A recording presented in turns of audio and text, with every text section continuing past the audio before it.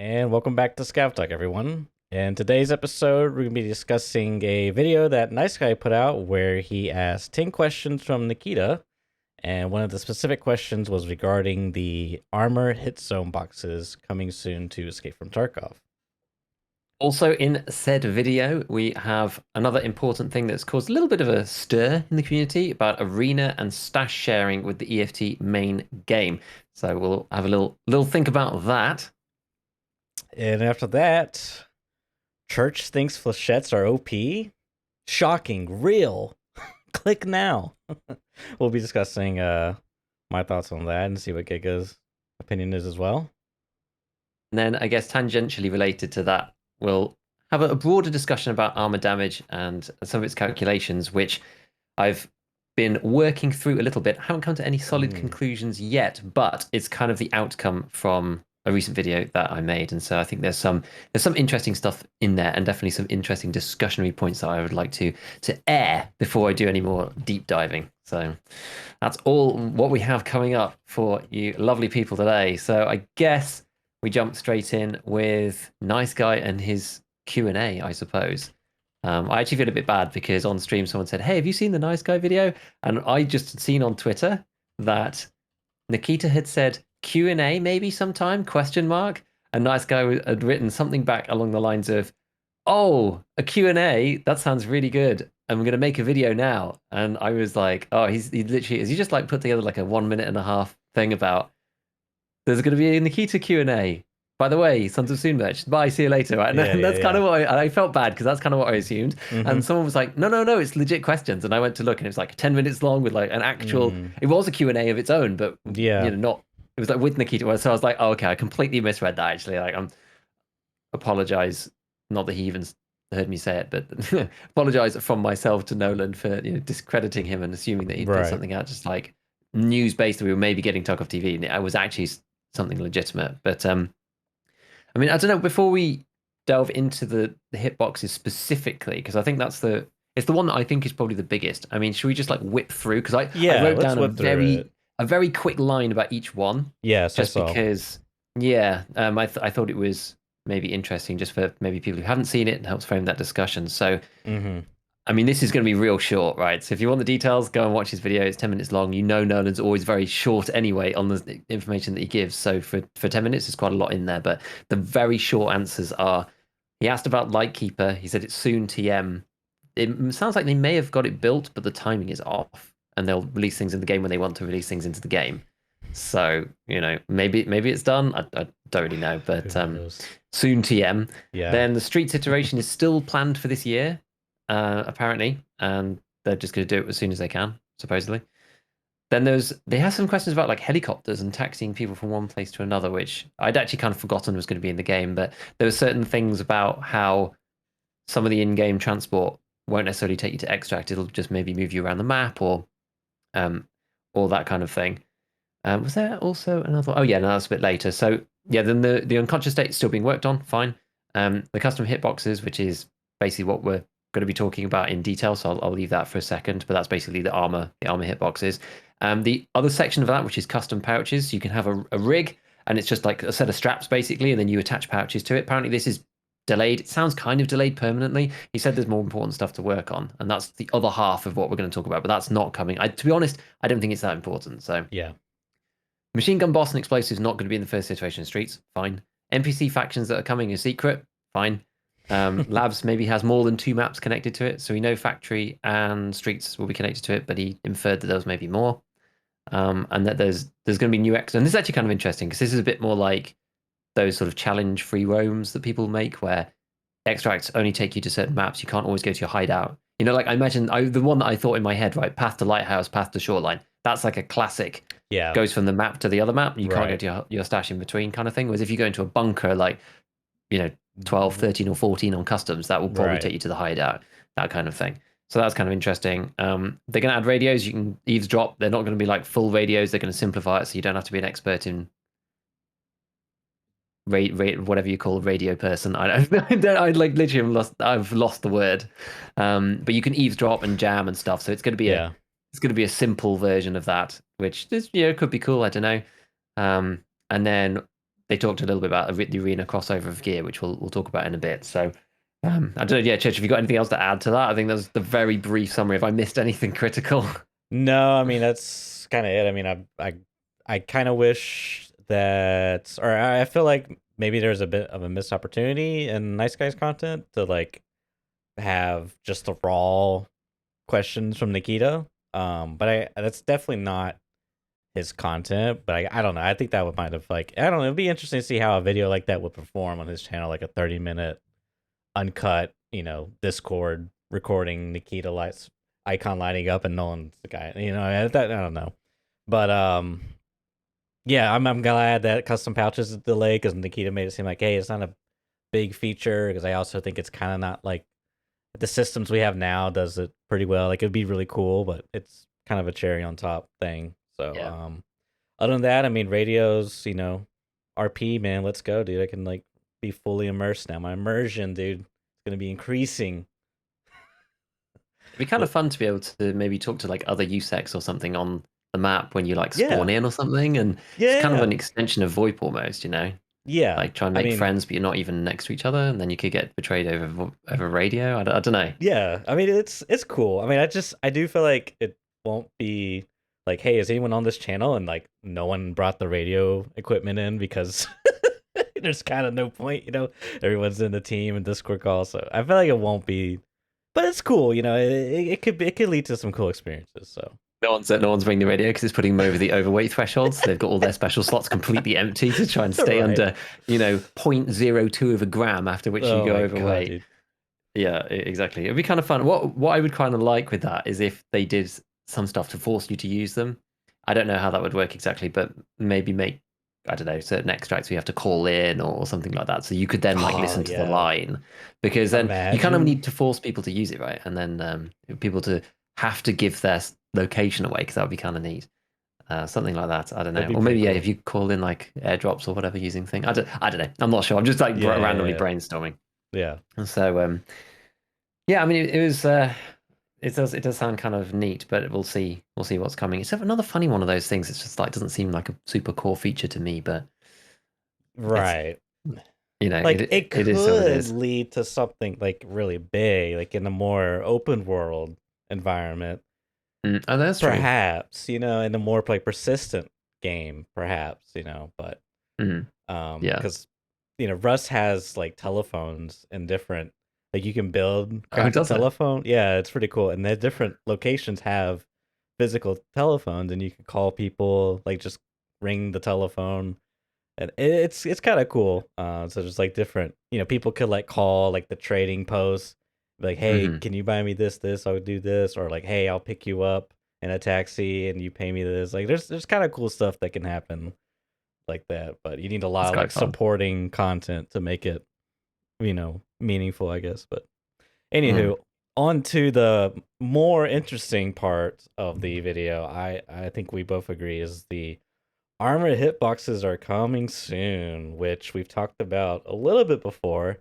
And I think our sort of initial fear, if you will, is that it will make a lot of armors less good than they Hmm. already are. Like, for example, I guess like slick plate carrier is already not really used a lot.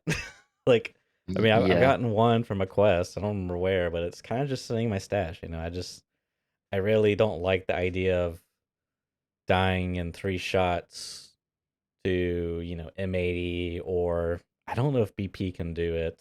I don't even know if M80 can do it in 3 shots. I'm kind of just spitting out what I think may be the case, but it's just like stomach armor feels really important since they did the rework, I feel like anyways. Yeah. So I don't Exactly. know.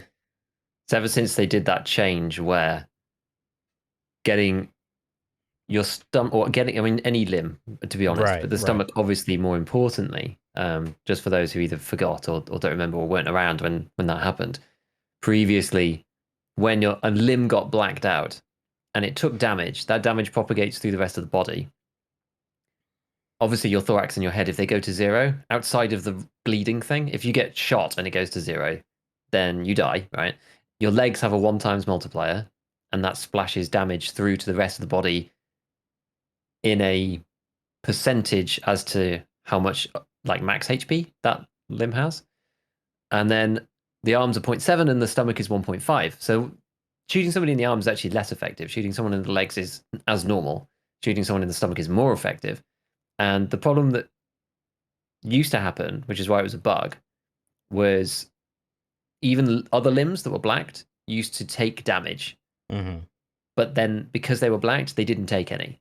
So if you adjust a head and a thorax at full HP, and you had blacked arms and black legs and black stomach, and you got shot in the leg, then all it would do was give your thorax, or it would allocate your thorax and your head the percentage of a full PMC HP's worth of that damage, and the rest of it would just disappear into the blacked arms and legs. So you'd actually only take a fraction of the damage. And what that used to do is that would make, well, I mean, it made leg meta nowhere near as good.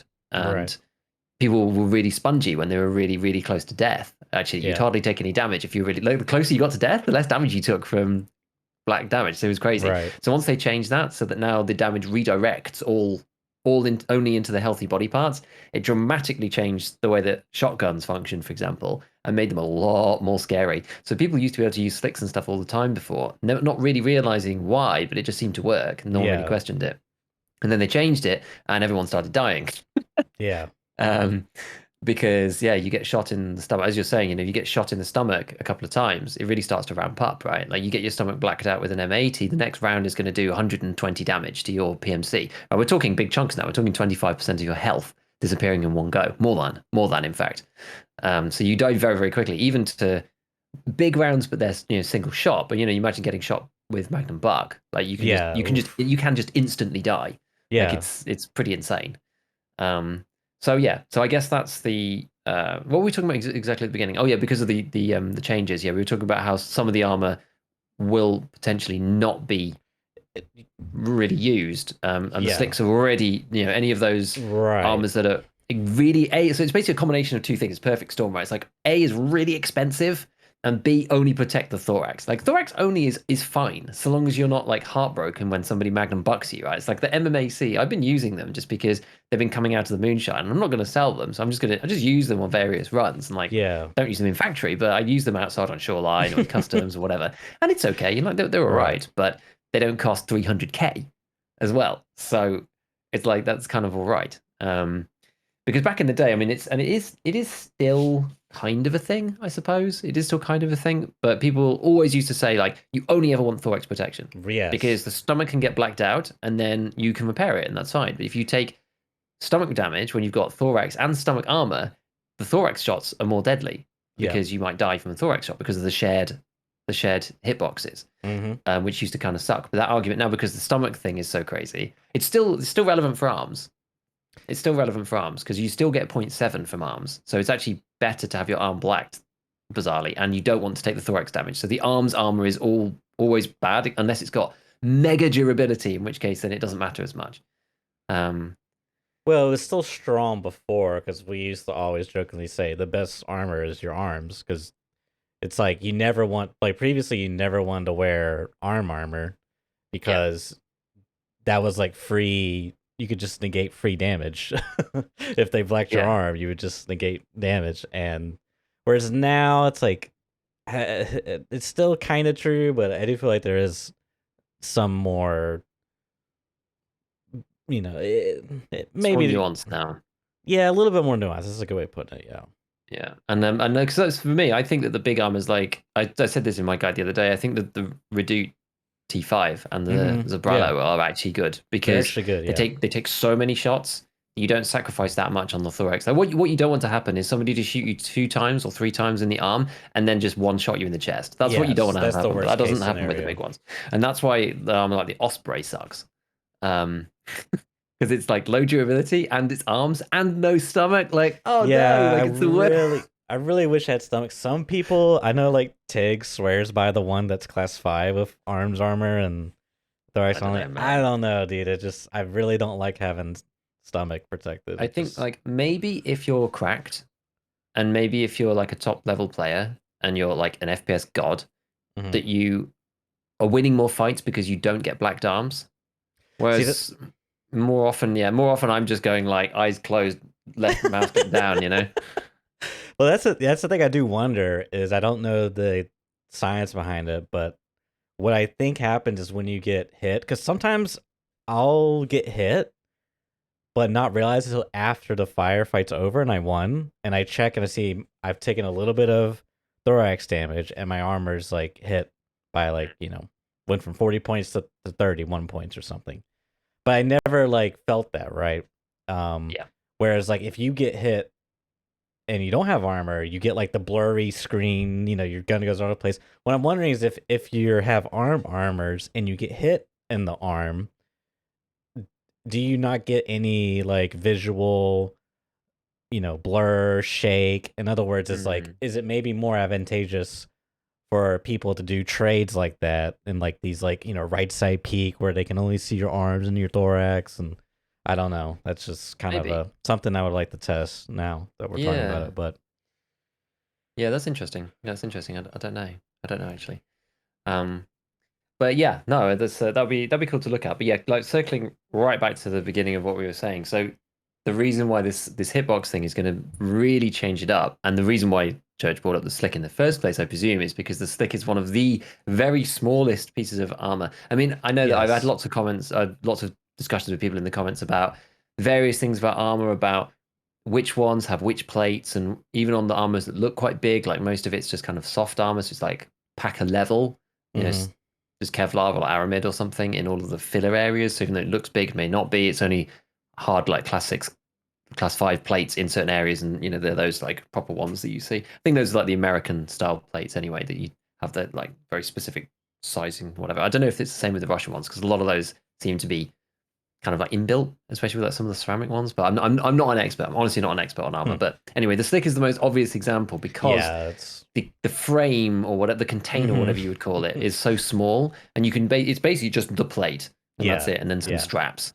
Yeah, and you just slap a load of stuff over your front, and you can see that even from the front. I mean, I would estimate that probably only 50% of your thorax is actually covered by the slick plate.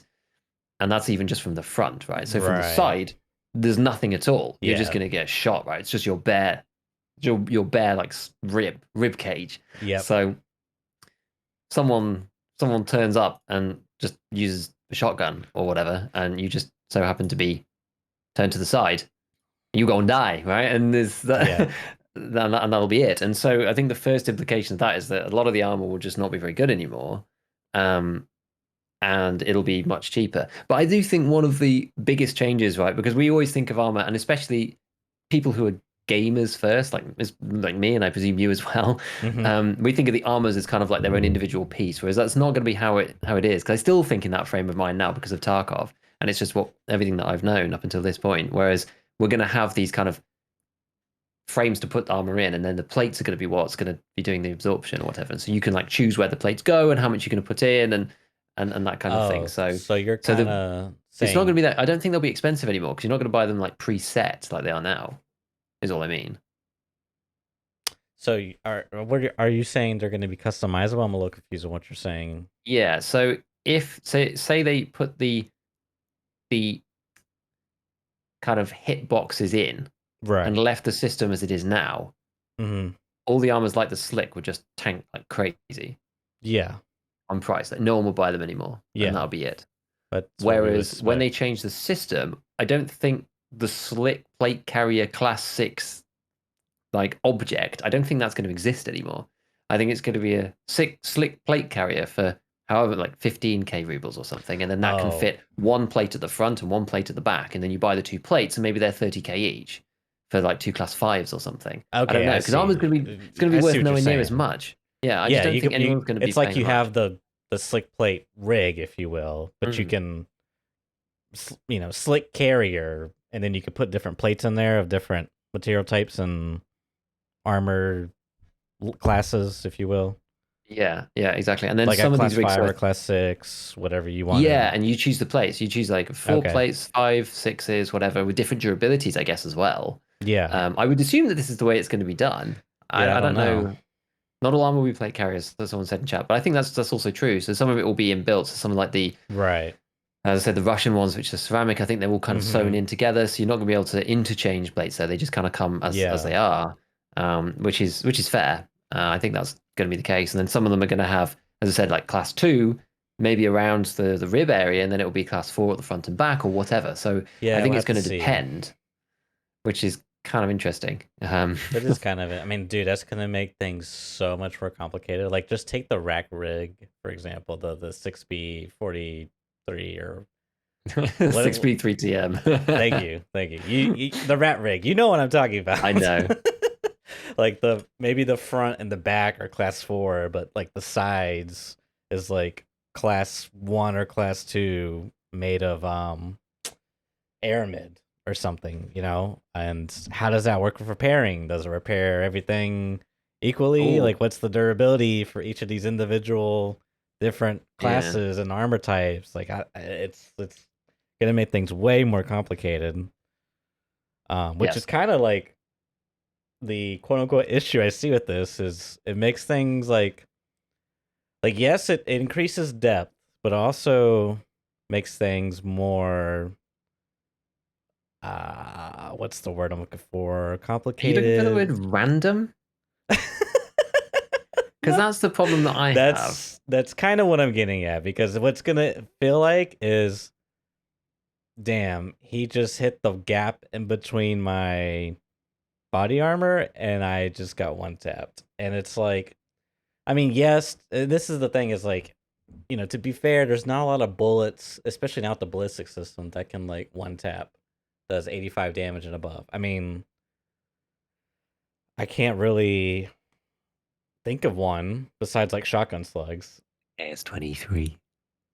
I mean, yeah, right. Shotguns, Trap right. 10. Any pellet. Any pellet PMC kill speed run. Any percent. Wait, trap 10? How much damage is 87.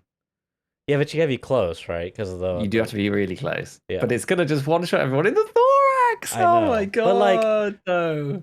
like rifle rounds for this example, you know, there's not really any that are like someone says War Mage. I mean, doesn't that do like 85 and then falls off Let's after have a that? little look. Where's the threshold? So 762 by 39 HP. See, this is the With interesting thing. 87. Is you got all BCP the flesh FMJ with rounds. 88. Warmageddon with 88. 300 Whisper with 90. See, I don't know. Because these are like historically, right? 5.7 R37F with 98, dude. That's going to be a shredder. Do you see that's That's a really shredder scary. already. But like and like what are the pins on some of these? They're probably like under 20, right? Oh, yeah, they're really low. Yeah. And it's like, do you pick the RNG round that will one tap them if you hit them in the right pixel, or do you pick the consistent round? I think most people go with the consistent round, but I'm telling you, when this change comes out, people are not gonna like everyone using the RNG round. Or I shouldn't say everyone. That's wrong. People using the RNG rounds because it's just gonna be like my skill ceiling, my skill gap. I know, trust me, I'm this type of person. I know what the people are gonna say. They're gonna say this thing, and it's like I don't know if that's right or wrong, like in terms of like it's being like a good thing for the game, like. But I don't know. We'll have to wait and see, and it could just be like it may just like overly simplify things where it's like you don't need an ammo chart anymore. Just shoot them. Just shoot them, lol. Just hold mouse one, and eventually you'll hit them in the pixel. Like it could be that serious. Who knows? We'll see. I'm Yeah. sure there's gonna be some meta armor that's like class whatever, and it covers like 98% of your body parts, upper body. I'm sure there's gonna be something like this. And imagine making the video already. Don't you worry. Hello, everybody, and welcome. This armor is particularly good because all of the rounds that do 85 and above have less than 20 pen, which means you want class 2 protection across everywhere. And then you also have class 5, 6, whatever. Yeah, I don't know. I was just like, I was just quickly looking through all these because you're like, oh, most of these are going to suck on penetration or whatever. And I'm like, okay. And then I was just had in my mind the juice cannon foul with BCP FMJ with its I 88 know. damage and 31 pen. It's just Just Ah, grinding through people, dude. I don't know, dude. Because like the Yeah. MCX with that one round Whisper, like that one sounds really scary Yeah. because that thing shoots fast. The P90, um, I mean, 9x19 rip with 102. I mean, this just sounds Added like an really. MP5 SD. Sounds spicy, man. Yeah, I don't know. Like, there's like, Hydra okay, Shock, ACP, the 4.45 Hydra Shock, 105 damage. this is the thing. Do you wear a P.A.K.A.?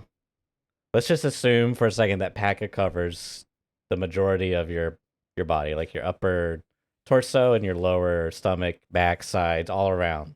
Like, I don't know if you can shoot someone in the shoulder from like you're looking at them and you can see their shoulder and the side of their head, right? If you shoot them in the shoulder, does the bullet travel through their shoulder into their thorax where the armor gap is open so that way their arm can fit through? And does it hit their thorax and one tap them?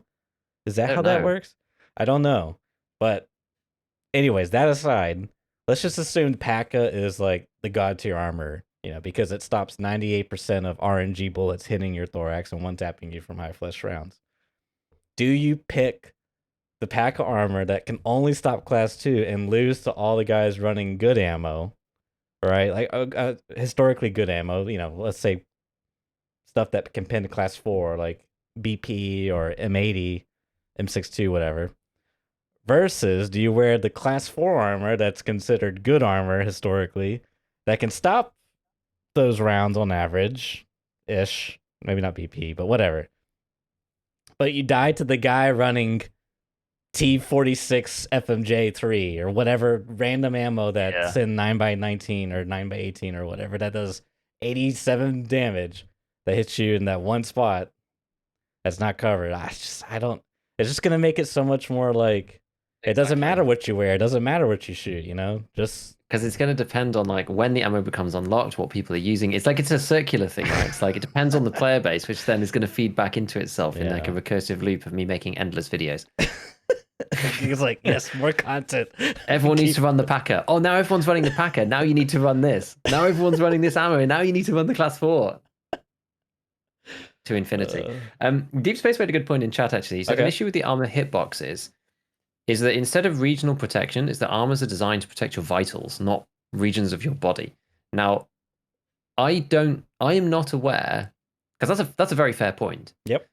I'm not aware of any plans to add vital organs to Tarkov. I don't think I've ever heard anybody talk about that. Because if not, and I think it is not, that is a very fair point. Because that's the whole point of a class 6 little plate is that it stops your heart from getting punctured. And if you take as much damage in the center as you do from it like wisping through the side of your rib, I know they're both going to be pretty debilitating, but like one is clearly more devastating than the other, right? Yeah. And so that then kind of goes against the realism actually in a sort of odd way. So we've ended up going one step further, but because we're missing the other segment, right, it actually becomes slightly more problematic. Like I don't know. Like me personally, right? Let me just say this. I don't think the armor system is actually honestly that bad. Like now, I don't think there's any need for this. I think they just want to do it. Personally, all I would care about is that I just wish every hitbox had its own durability. That's all. Honestly, I think that's all the game actually needs, from my perspective, because then each piece can protect its hitbox independently from another, and you don't have these weird, because it's a weird modeling bug, really, right? That a shot in the arm then makes your thorax less protected. It doesn't make sense. That doesn't make sense. That particular piece should protect its that hitbox and that hitbox it should have its own. It should have its exactly. It should have its own damage model the same way a player does. Outside of that, like personally, I don't think it's necessary to go this next step. And with this point being raised, actually kind of makes it a little bit weird in some ways, because now we've got the real mechanic, but with the gamey damage. It's always where the interface between the realism and the game comes, right? We talked about this before with damage and pen drop off, where it's like the bullets are simulated realistically. They've got all the ballistic coefficients. They've got the air resist. They're slowing down. They're like doing and then it's like, oh, but now how do we implement this? Okay, well, there's less damage and less pen. Okay, sure, but then now that means that because of how that interacts with the armor system and the pen system, which is all just like game numbers, now you can't one-shot someone in a ULAC anymore in the head with a rifle round when it penetrates. So it's like Right. it's always this interface with like the Tarkov land Yeah. with the theoretical construct from the beginning, right? And it's a bit But weird. you're forgetting the famous line is realistic as playable. You know, as long as it's playable, it's fine. Yeah, Realism, Giga. indeed. It's going to be a huge shakeup like this, and I just don't know. Well, I mean, it's coming, so there's no point molding about it. But it's going to be really Well, quite crazy. I just can't imagine unless there's some. I just can't imagine any armor being really worth it anymore, unless they do some serious that's the reworks thing, to the right? ballistics and stuff. It's like there's gonna be such a minimum threshold, which I think might be like a P.A.K.A. or Mm, something. And like that's the new class 4. Like just wear a P.A.K.A. because it prevents the RNG situation where you get one tapped. You know, yeah, like I just because to me that's gonna be the most frustrating thing is investing in something really valuable, whereas previously, you know, it would actually do something, right? But now it does something, but only in certain scenarios.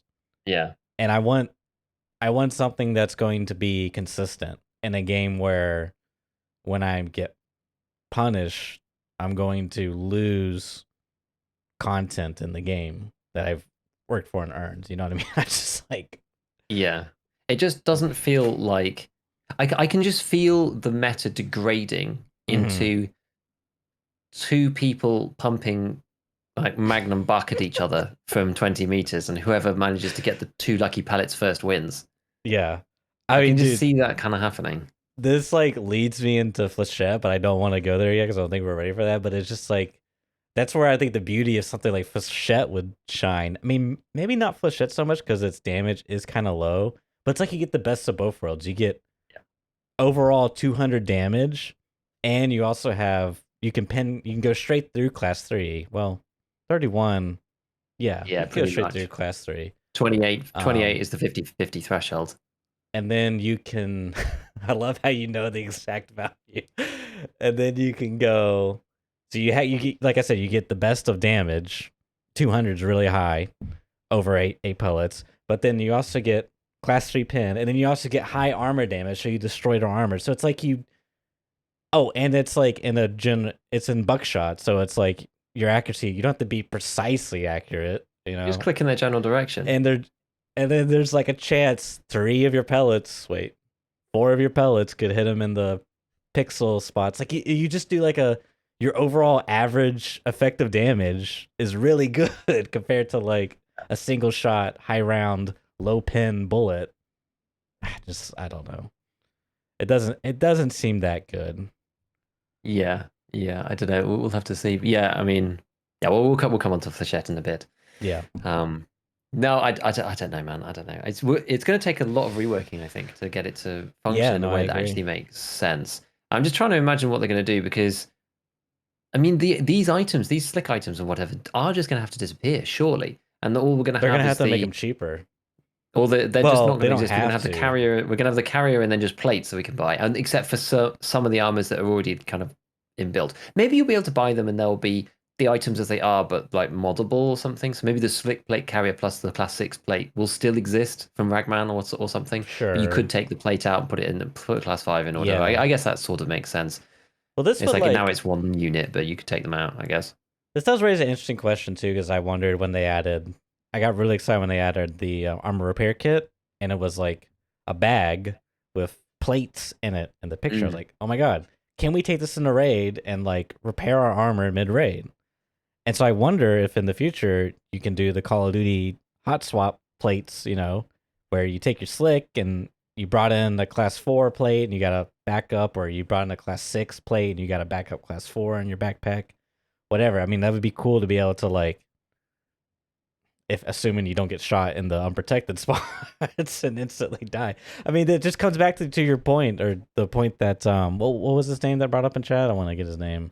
Deep Space Oh, deep said space, yeah. it's like, you know, they're meant to protect the vital parts, but basically Tarkov is saying your whole thorax is the vital part. So it's Yeah. like I can't see a case where you would run something that doesn't cover like more than 80% of your thorax. Yeah, Even 80 exactly. seems low. I just don't know whether some of the armors may have 100% coverage, but it will be class 2 everywhere. Because then that's kind of the situation you're thinking of, right? Where you've Yeah. got a packer everywhere, but then you've got some other spots, the center spots, where you're most likely to be shot covered with 4, 5, 6, whatever it may be. And maybe that's the trade-off that you have to take. You know, it's the armors that we're gonna have to see how they implement it, or maybe it'll just be the usual thing of you've got an armor that only has very small hitboxes, so that's kind of cheap. But then you've got one that covers everything, but then you can also add other stuff, and that's more expensive. You know, and it's sort of done by economics and price point, that kind of thing. But you could still be shot through the class 2 bit with somebody with a 762 PS round, so to speak, and it'll work that way. I don't know. I'm not sure. It's going to be interesting to see how to balancing this is going to be tricky because it's probably going to be one of the biggest overhauls to the game. Yeah, it's gonna be such. I mean, like I'm kind of excited for it because it will be like such a big meta shift, but I kind of feel like the meta shift is just going to be not really that interesting and more like a broad, like nothing really matters. Like you should probably favor these types of weapons and shotguns. Maybe, but it's just so hard to speculate. I think it's incredibly hard to speculate because it's going to depend. I can all like the only thing that I can say with almost certainty is that there will be a combination of weapon and ammunition that is incredibly broken and just one-taps everybody. Whether it's the P90 with the flesh round in it, whether it's shotguns, whether it's something else entirely. You know, whether every armor comes with class, you know, all the armors that people use come with class 2, and so you just use a class 3 busting round and just spray them down.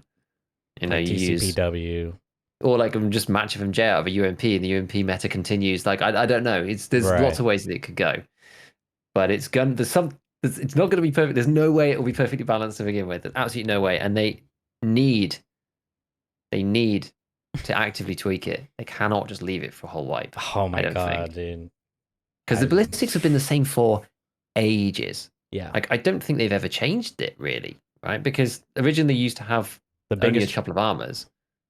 The biggest change they've done is the ballistics rework with damage fall off and pen fall off with range. True, but it's still the same fundamental system. This is the thing about, you know, with the penetration and and like the armor covers the whole thing, and you can't just be, if you're wearing a class 6, you can't just be 2 shot to the thorax unless they're using very high pen rounds. I mean, this really does mix it up.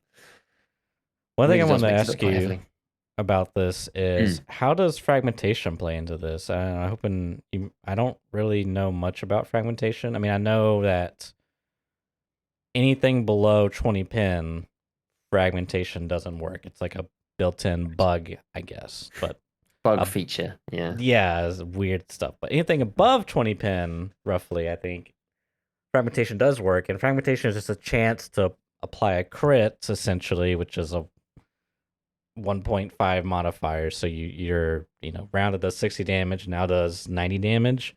But if I understand it correctly, I might be completely messing this up here, but once the frag procs, it fires like a separate, I shouldn't say it fires, a separate projectile appears and travels to the target and hits the target again. Like there's like 2 separate counts of that damage. Is that correct? Well, it's kind of within the player's body. It's kind of on impact, but yes. Okay. So you have 2, and I think you can technically have more.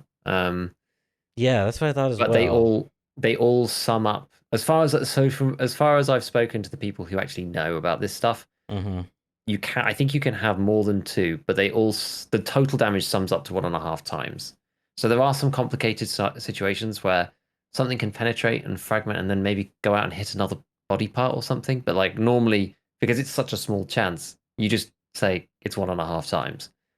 But I think there's some rounds that can fragment into like 3 parts, but the total damage is still 1.5 times. You know what I mean? So like those are the weird scenarios of like the penetrate, not overpen, that's the wrong word, but penetrating and then it going through and then hitting another body part, or a fragment coming off and hitting another body part is like kind of chaotic. There's yeah, it's like split. It's split into multiple shards, as someone said. But I don't think it's really that important, practically speaking. Or if it is, we don't understand enough about the system to make any conclusions, is all I would say. So fragmentation is quite simplistic if you're just looking at it in a generalistic sense, because you can see on the end screen that fragmentation exists, and it exists in projectiles because it screws up the accuracy count. Well, it doesn't screw up the accuracy count, but you get hit count based Right. on all bullets, which includes fragments. And so this is what leads to some confusion when people say, look at my end screen, I hit the guy 9 times, but I only did this damage. It doesn't make sense. And it's like, oh, well, you actually have to look at your, shots fired and your actual accuracy stat and multiply them together. That tells you how many actual rounds you connected to the target, because the number of projectiles that hit metric includes fragmentation, which can confuse the topic. So sometimes that leads people down the wrong path. But other than that, it's just a 1.5 crits for all intents and purposes, at least how I use it anyway. But I do believe that there is more magic in the background than that, and there's potentially magic things that can happen. But I don't understand it enough to tell you if there's any big I don't know, practical takes from that. I don't think there are. I don't think there's anything important enough. Let me ask you this, because you said something and I want to make sure I'm understanding what you're saying. You're saying there are some cases where a bullet can fragment, it can hit a different part of the initial point of impact? I believe so. I think a fragment can then hit a different body part. Mm-hmm. Okay. So you can be shot in the arm, I think, and it can fragment and then hit your thorax as well, I think. Now, whether that's just the main bullet or not, I can't remember. I can't remember what people have said about this, but or whether it is the fragments, whether the fragments are able to do that too. I imagine they probably are. But I don't know. Because my follow up to this is there a case, a scenario where you shoot someone in this new system, mind you, this new armor hitbox system, you shoot someone, you hit them, and the bullet fragments, and it fragments into the one part of their body that's not protected, and you kill them off a fragment because of that? I mean, it's possible, I suppose, but the fragment will at least, if there's, to say it fragments into 2 parts, it'll be at least 75% of the original shot. Right. Because the 2 fragments total 150. Yeah. So you would need something that hits. I mean, if someone was full health, you'd need something that hits for 85 divided by 0.75 originally to make that actually make sense. Right? So it'd need to be it would need to hit for 113. I don't think there are any rounds above 20 pen that hit for 113. Yeah. Except for maybe shotgun slugs, as we were saying. Well, but again, they don't have over. Maybe FTX. Like if you shot someone with makeshift BMG, potentially with 26 pen, it did 197 damage and split with the frag chance of 5%. You could, in theory, thread the needle through their bicep and into their thorax soft spot and kill them. I guess. So pretty not likely if they have full HP in the thorax, is what you're saying. think it's pretty. I think it's very fringe. I think it's a very fringe case, and it's very unlikely that was going to happen in the first place. Whether it's even possible, like I actually can't remember now, because there's some things in this game that still seem kind of arcane, even to the people who delve into the stuff in the background. One of them is fragments, and the other one is Ricochet. Yeah, the two things that people don't really seem to know how they work. Even people who seem to know how everything works. So, yeah, the magic source. Yeah, not Nikita's family secret 7 herbs and spices. Not revealed. To sort of jump back to what you were saying earlier, that how the ballistic system hasn't changed. I know a lot of people, people like at Veritas, for example, I think he's questioned or maybe even called for having the fragmentation feature work on these rounds below 20 pin. At least I think that's the case. I might be wrong about that, but I remember. And to my knowledge, Nikita's always been like, well, we're gonna do a major ballistics overhaul system later, and that's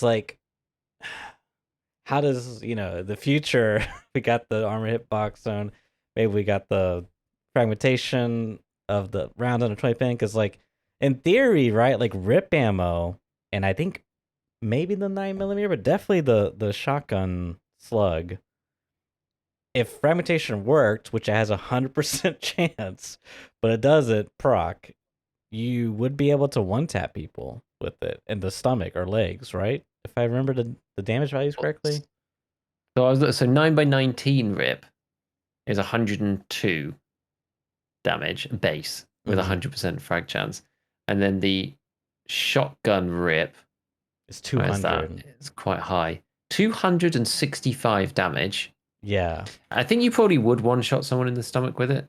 So 265 damage. If it was 100% frag chance, then that means that it would automatically do 397.5 damage, which is definitely going to one shot someone because that means you only need another 40 and a little bit. And you're going to black the stomach with the first, what's it, 70? 65? 70? I can't remember what the stomach is. Is it 70? I think it might be 70. Anyway, it doesn't really matter. So you're gonna deal. You're already dealing basically 400 damage. So minus 70 off that. Well, you got 330 left that then gets applied at 1.5 times.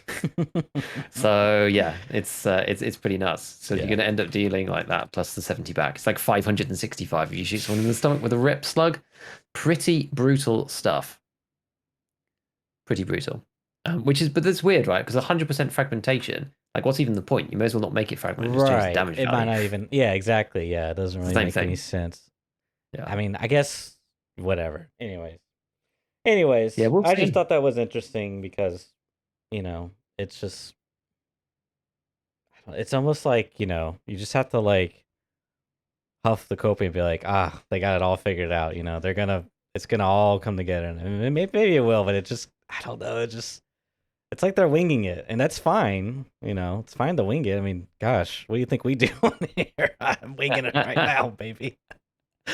But as you said, I really hope they're going to be live tweaking this. Not like we're going to go dark for 3 months when this goes out. Because I really think it could be such a this is the thing, right? sad, it's like whiny wipe, dude.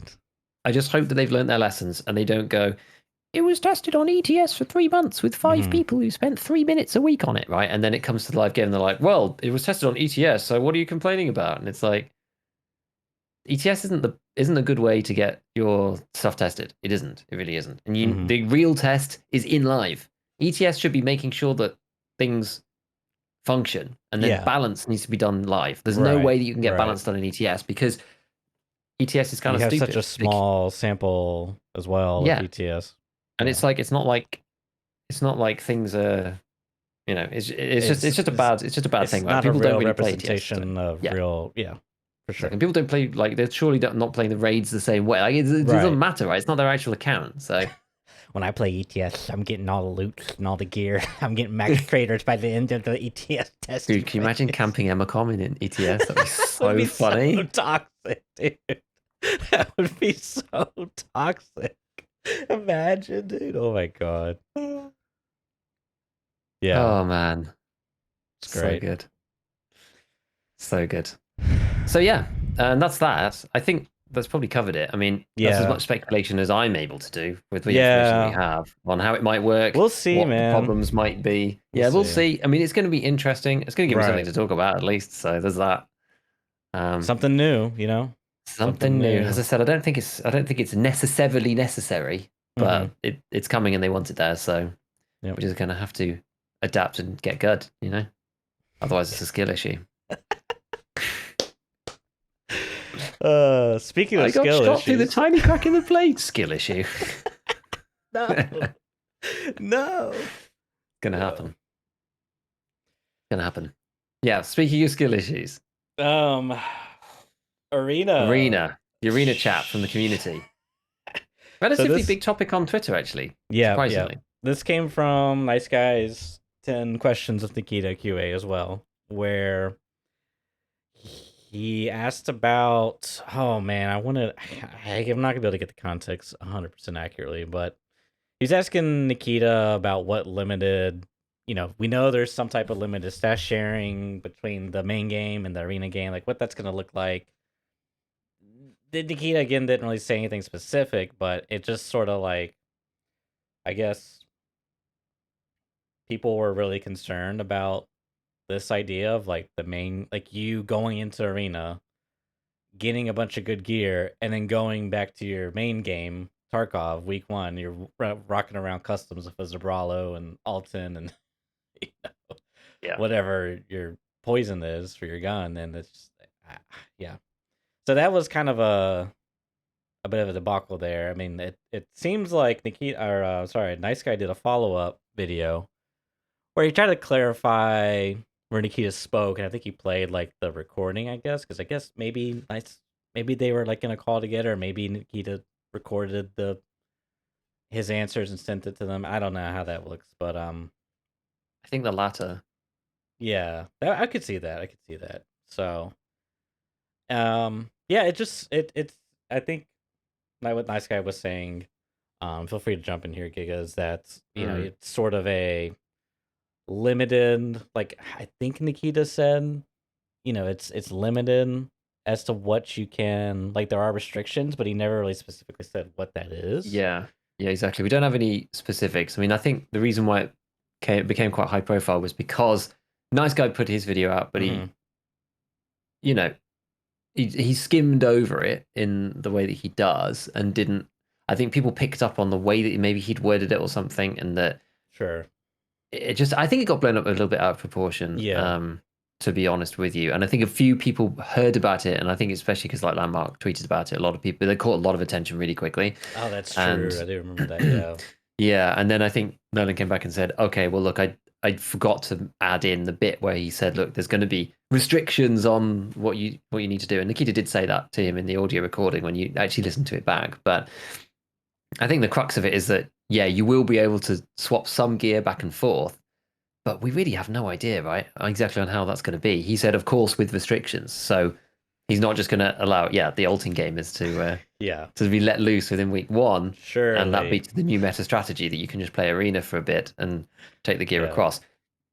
I don't really know what kind of gear you would end up taking. It's going to be weird to see that balance, actually, in some ways. Yeah, I that's don't the know. thing. I don't know. I mean, like, well, like to me, it's just confusing. Like the whole concept of arena is confusing because, like, they've said that you can loot an arena, you can take stuff out of the arena, but like, why would you need to do that? Like, isn't the point of arena to like shoot each other? You know what I mean? Like, Yeah. why are we looting? Like, why do I need to loot anything? I think that's the That's the thing they've said though. confusing Like you're part. not going to have to loot. I don't think you. I don't think they're taking the loot system out. The loot Okay. system is probably in just because it's still in the base game. I don't think they're making the players unlootable. But I think the idea was, and this is maybe was this also from the clarification that Nice Guy said or something. But if it's like a 5v5, Mm-hmm. you could loot off somebody that you've killed who's like round a corner or whatever. Right, because you need But their you've still got the other gun. people. Yeah, but you've still got the other people who are there trying to kill you.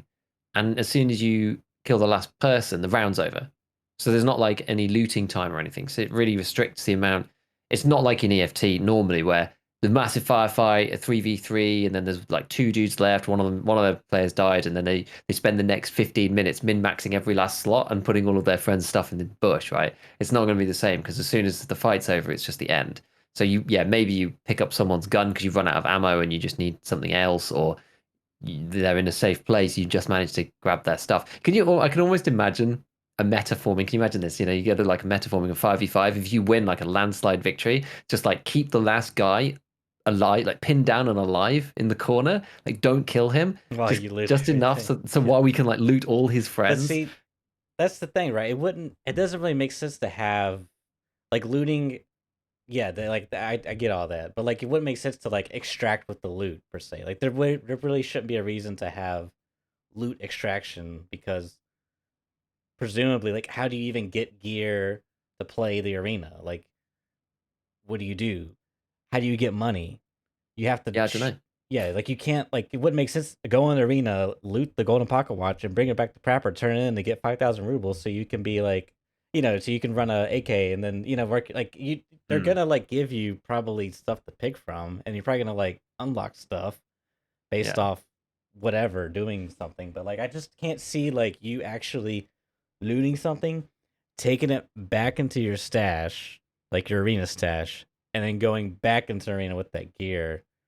Like it just doesn't really make sense to me. I don't know, but maybe it's like that. Yeah, I don't know. I Maybe don't it's just know. like epic gun game. That's just it. So That's everyone kind of goes what I in was with a thinking, PM right? at the beginning, and then Yeah. you win a round, and then you get to use you get to use the M9 next, and then you slowly move up like different tiers, or like something else where you earn. Maybe you start off with a base of stuff that there's like free items. Maybe there'll be free items, like maybe But the yeah. Keter is Yeah. Yeah. Yeah. free, or maybe whatever, and then you can spend more points on certain things, and then Right. what would be kind of cool is because I mean, I'm always about these choices, right? We're always talking about choices on here. Mm-hmm. And I'm always a fan of things like, and I guess it's sort of a bit like real AFT in some ways, except it's more open-ended in the regular game, is, points limited matches. So, yeah, you can spend 20 points, spend it however you want, but you can only spend 20 points. You can't just go in and spend 400 points. Because that's the thing about EFT, you can spend 400 points if you want. Right? You can Yeah. take in a 1 mil kit and you'll be for playing against somebody with like 20k revolver shotty. Whereas in Arena, maybe if you're playing the higher tier ones, it's like, okay, well, it's a high tier game, but you can only go in with 100 points worth of stuff or something. You have to choose what to take. I don't know. We're gonna have to see. There's gonna be a ton of game modes. I mean, it's gonna be weird. But yeah, this crossover thing caused a lot of fuss because if you can progress faster in Arena, which presumably you can, because EFT is a very long, grindy, progression-y based game. Yeah. I think that was what the concern was from, is that if you could just if you're super good and say you are somebody like Landmark and you can just whip through and kill everybody because you're just an absolute god at the game and it's all the same mechanics, so you're Right. automatically insane. Right. Um, so you just whip Presumably. through and kill everybody, yeah, and then you're just like, well, I'm number one, and then off I go to do the gold pocket watch, but I've got a Zabralo. I think Yeah. that was the issue, and they said, oh well, it's going to be limited. But then if it's limited, is there even any value in taking this stuff across? I don't know. Maybe you win Yeah. prizes for your hideout or something. Maybe you can win a GPU. I don't know. That's what I'm Maybe there'll thinking just be is stuff like like that. maybe you win, you Good know, rounds. a Sega shotgun, and now you can run the Sega shotgun. Like I don't know how they would do it because I would think you would want to do like you could have like game modes, like you're saying, like gun game, right? You could have like first round is revolver, second round is sniper. Well, yeah, it just rotates randomly, like random kits, basically random loadouts. Then you could have ones where like you it's like a free for all in terms of like what you bring in, whatever you've unlocked or progressed. People have the best Mm. stuff. People are just starting out. I mean, there's so many things you could do, but like, what would you bring over? Like, the only thing I could think of is like cosmetic stuff, but like bringing actual gear, like how would because if you unlock the shotgun, again, this is all hypothetical stuff, but if you unlock the shotgun, like you wouldn't actually get a physical shotgun. You just get the unlock to use it, or would you get the physical shotgun? But what happens when you die? Does that player take it, and can he, extract the arena battle and take that shotgun? Like, it's just kind of like it's weird. I don't understand Yeah. what it could possibly be other than like cosmetics makes the most. Like you get like an arena skull mask or something, and now you can. Yeah, like different hat or something or whatever, like armor rig, which is like the plate carrier in it of itself, which is like the arena plate carrier, which kind of just looks Right. cool. Um, Maybe like yeah, I don't know. skins or something. Like Maybe, or yeah. you could buy maybe you unlock it from a trader and you could buy it now in Tarkov. Like, I don't know. It's just weird. It And then you just got be the whole. no, I go was just gonna ahead. say you got the whole bringing stuff from the main game to arena too. It's like, Yeah, what are you gonna that's even bring? more confusing. What? I don't understand that. Are you playing against other people from the main game? Are you playing against other arena people? What if people don't have the main game? Then what? Do they just loot your stuff and keep it in arena?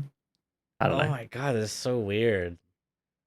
There's gonna be like some weird freaking RMT funneling arena and EFT. Yeah, they got the RMT people doing like the gambling stuff. They're like betting on matches and people are throwing and on purpose to like speed run rubles and oh my god. Because you could like RMT stuff from Arena into the main game.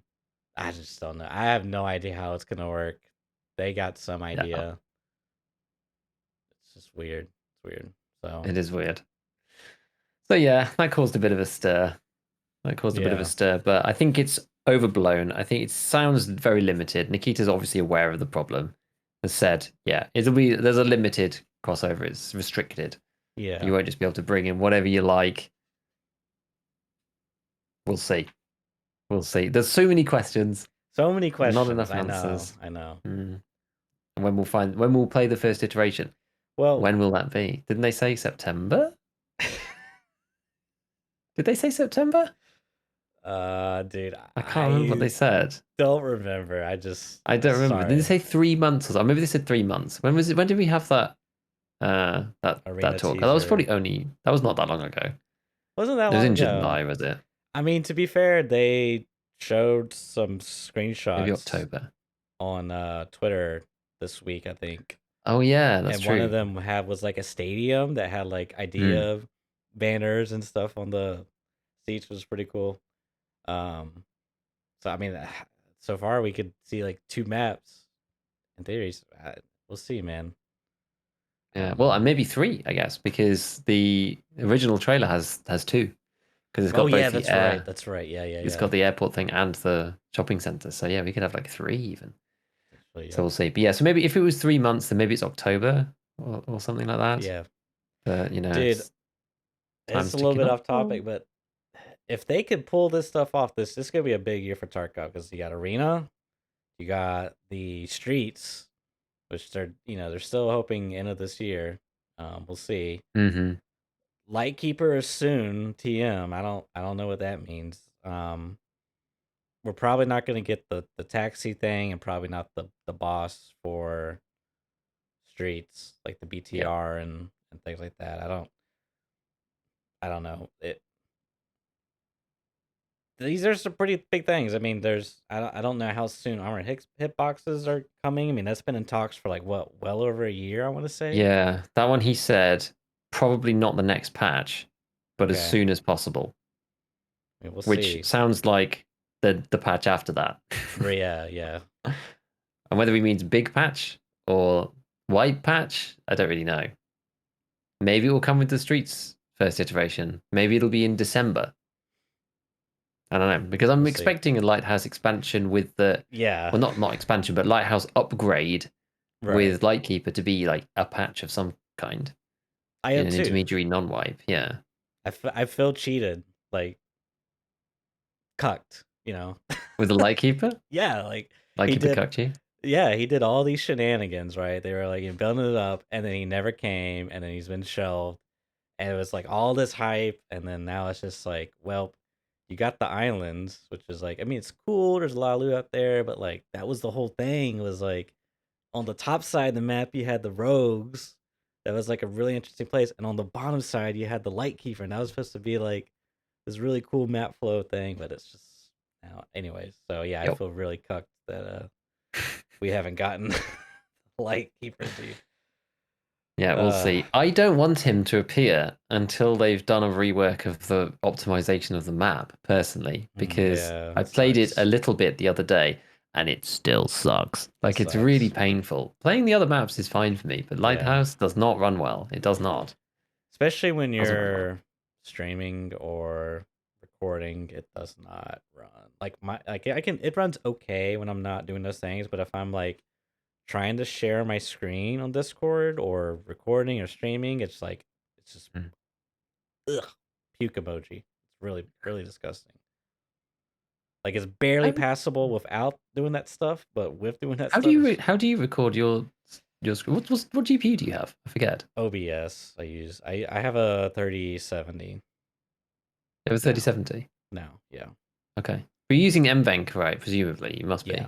It really takes up that much extra. Okay. Interesting. I don't really see any change, any difference. Well, and there is a bit of overhead. But I mean, Lighthouse sucks even when I'm not streaming. To be like the most recent one, I have my editor up in the background, so like that's probably a big factor, like a major factor. But yeah. Maybe I just want that before it comes, because I just don't feel that incentivized to play Lighthouse. I don't mind. I quite like the map, actually. Okay, but I just don't really play it much. I ask you this. Well, you haven't played it much, but have you played against the Raiders, the swipe on Lighthouse? Rogues or the Raiders? Rogues, sorry, Rogues. Rogues. Only a little bit. Are they still like ridiculous? They feel the same as they did last patch. Okay. Just curious. Yeah, someone was saying you still have to lean peek them, and then they die really easily. That's basically Okay. it. Okay. I was just curious.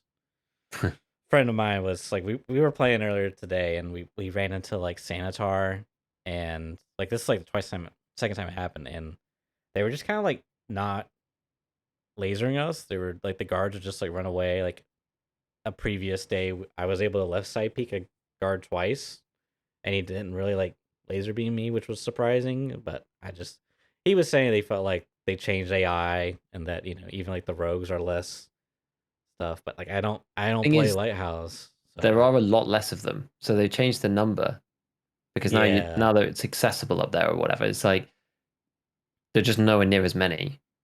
okay, And I think that maybe makes some difference because you don't lean sure, around and it's just like, duh, like you have three yeah, people all on machine guns. It's not quite how it was. yeah, But yeah, I haven't played it that much. I've played a handful of Lighthouse raids and okay, shot at some rogues, but they felt the same to me broadly. But yeah, I don't know. I just want them to fix the FPS a bit more because, like, yeah, my PC is not the best optimized PC for Tarkov, but it's pretty good.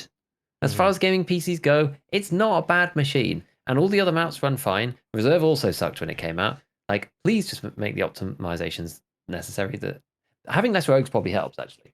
That probably does yeah. help a bit. Like, I if you go horde just mode on factory, even there, it just like destroys my computer. yeah, I can only imagine. I just don't know what more they could do because it is such a there's a lot to render on that map because the sight lines. Yeah. So there's a lot of costs for There that. is two on Woods too, though. No, right? Like, Woods is fine. Woods is fine for Well, me. I feel like there's a You lot stand up on top of the more. big mountain, and I don't know. Woods is pretty huge. Yeah, I I'm mean sure there's stuff they could do. maybe, but I feel like there's less trees, so like you can't like not render stuff. I don't even That's think a it's double necessarily negative. just a rendering thing. I think it's a lot to do with like Scav, like Rogue AI and stuff. But anyway, Yeah, I don't know. I don't really know. But Reserve I ran get like a what you're dog too, saying. right? And that map's quite small. And that Yeah, had because that had raiders and the button and the train and like all sorts of other like interactable bits and Scav spawning in the middle of the raid and lots yeah, of buildings and people really close together. I don't know. I'm not sure. I don't know. I don't know what makes the maps bad. I don't know what they need to do to fix it either. So I'm not going to pretend yeah. that I know what they need to do. I Fair just don't enough. know. I don't know. Yeah, that was a bit of a detour to Lighthouse from the whole arena. Yeah, But yeah, I hope we see some kind of for sure. some kind of stuff. I'm still chilling. I'm still chilling progression wise for now. It's okay. Mm, Just moving up, moving up. I think I'm level 38, 7, 8. I'm Peacekeeper 4, whichever one that 37 is. or Oh, 38. 37. Okay, fine. Yeah, Oh, I think let it's me 30. check. I think it's 37. Yeah. Because I wanted Congrats. to. I did exactly what I normally do. Yeah, 37. I did what I normally do, which is get all excited and buy all my stuff for solar power, and then I go to the unit and I'm like, need Peacekeeper 4. I'm like, oh no, this is really, really painful.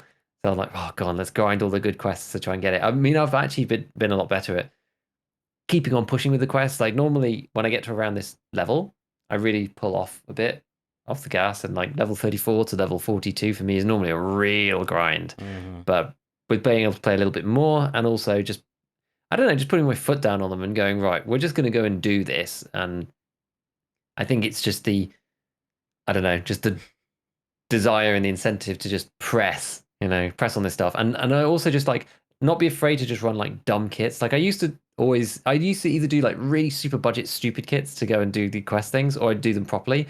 Whereas now I'm doing stuff like ANAM2 rig with like a 153 with Flechette, and I'll just like sprint through the open on shoreline and hope I don't get shot, and then just turn up in resort with the shotgun, just like, all right, that's right, let's go, and go to the rooms that way, kind of thing. 'Cause it's like a different approach. It's much more of a bold approach, which I'm sure has got something to do with playing more and feeling Hmm. more comfortable rather than feeling, spending 4 days having being busy doing other stuff and then like getting back on and being like, all right, guys, so how do we use this whole mouse contraption? There's Hmm. like definitely felt like that sometimes when I had to take kind of extended breaks because I was busy. So that definitely helps. So I don't know, but yeah, pushing on the way to 42. Got the solar on the way. Solar's Nice. on the way. Yeah, 50 hours or something when it'll be in. I think I'm 33 or 34. Can't remember. Maybe I'm 35. Yeah, I think I'm 35.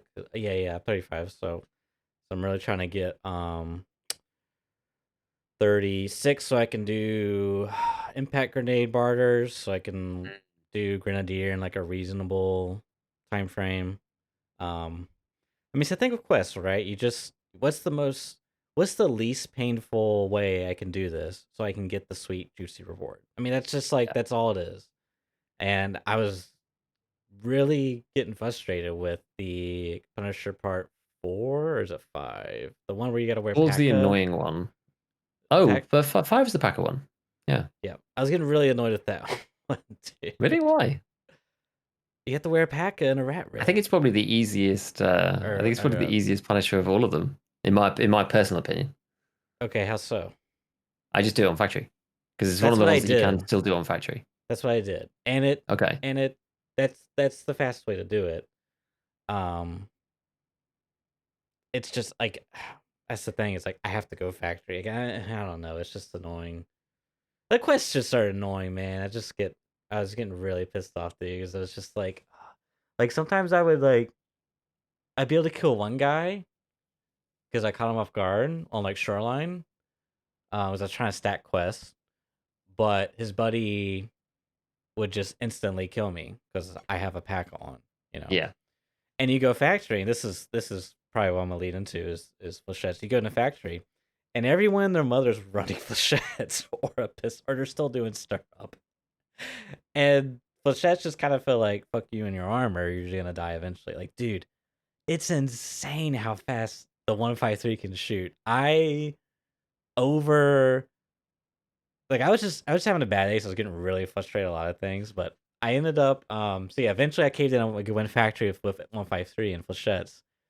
And I, was just throwing myself at people, and I ended up killing a guy, but I overestimated how much DPS I was doing because probably by the time I got 2 shells out, he was already dead, but I was already dumping the following 4 shots. And then his buddy comes around the corner, so I only have 2 shots left or whatever, and I miss my shot, skill issue, get good, and he kills me with you guessed it, Flechettes. It's just like, and then later. So I finished the quest right on factory, a couple different raids, and then I forgot I only kept 1 PM pistol. I somehow I did that as well. Oh, so annoying. So I searched all the loot crates, right? It was like a really really chill raid. There was like 1 or 2 people that fought me in the office, and I looted like all the weapons crates. I found a PM pistol. I'm like, yes, I can do the turn to get this done. So I'm going towards gate 3, and I got like a sneaky suspicion. Like it's been a really quiet raid. I'm thinking like, is someone extract camping gate 3? Going towards gate 3? That sounds like a problem.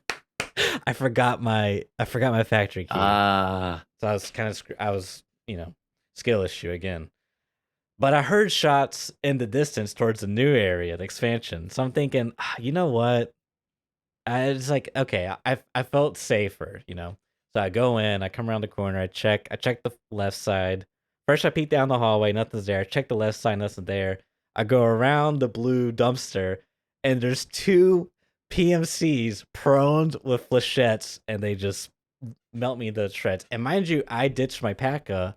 for a PMC 6B, the rat rig, whatever. But it just doesn't matter because it's just like, screw you and your armor. But I was just like, oh my god, dude. Why is everyone in their mother running Flechettes? Like, this is so annoying. Mind you, I'm running Flechettes, but it's just like, this stuff is really good. And it was really pissing me off. So I went and looked at it, and I was kind of surprised why is this stuff so readily available where it sits. So like, all right, let me put in perspective. I was trying to do some digging here, right? So within its category of buckshot, right?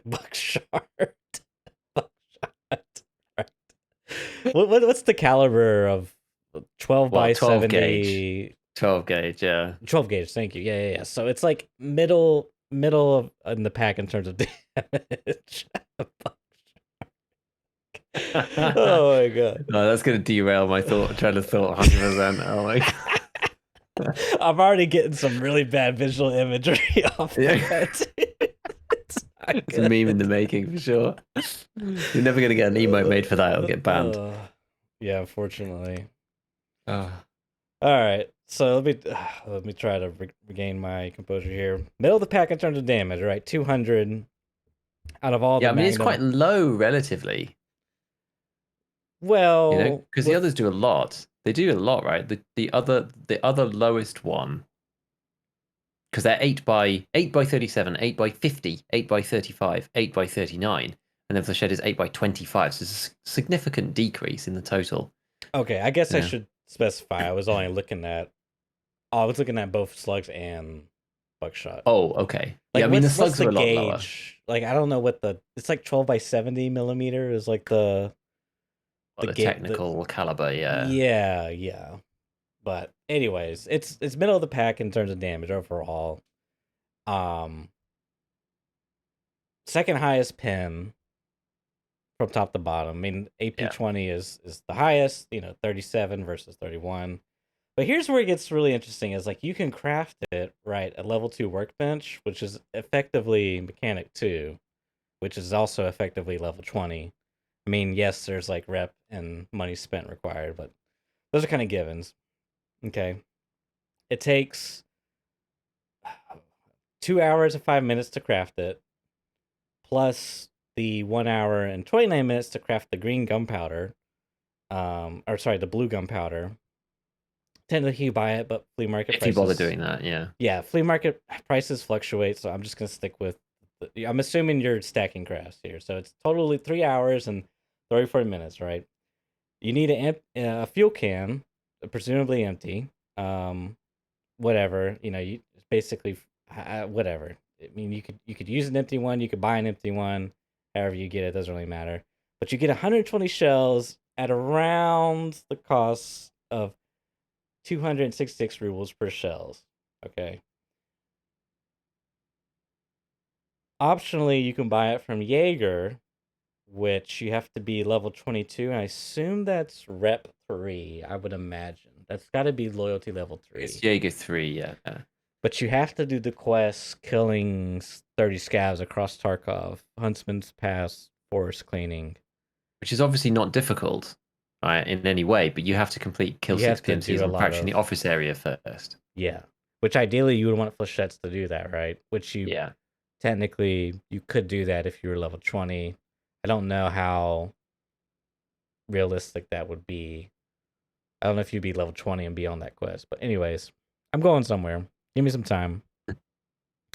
From Jaeger, though, it costs, once you unlock it, 134 rubles at 100 shells per reset. Now, we know the reset's like, what, every 3 hours and 30 minutes? Something like that, yeah.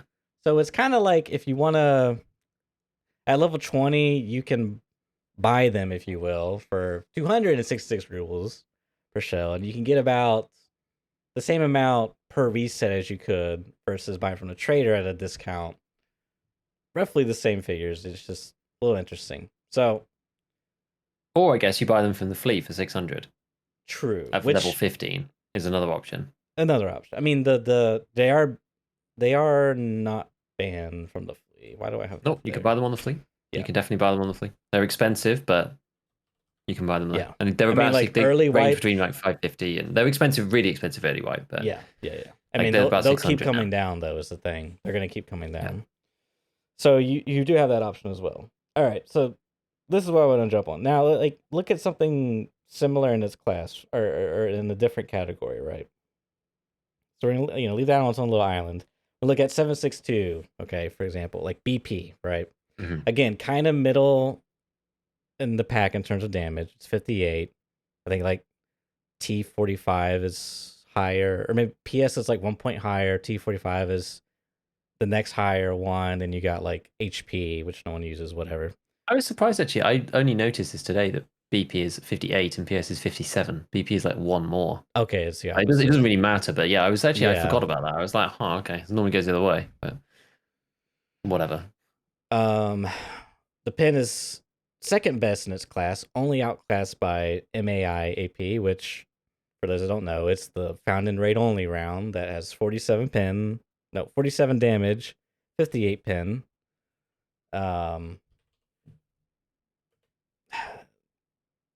Yeah, it's really good, right? So It's good.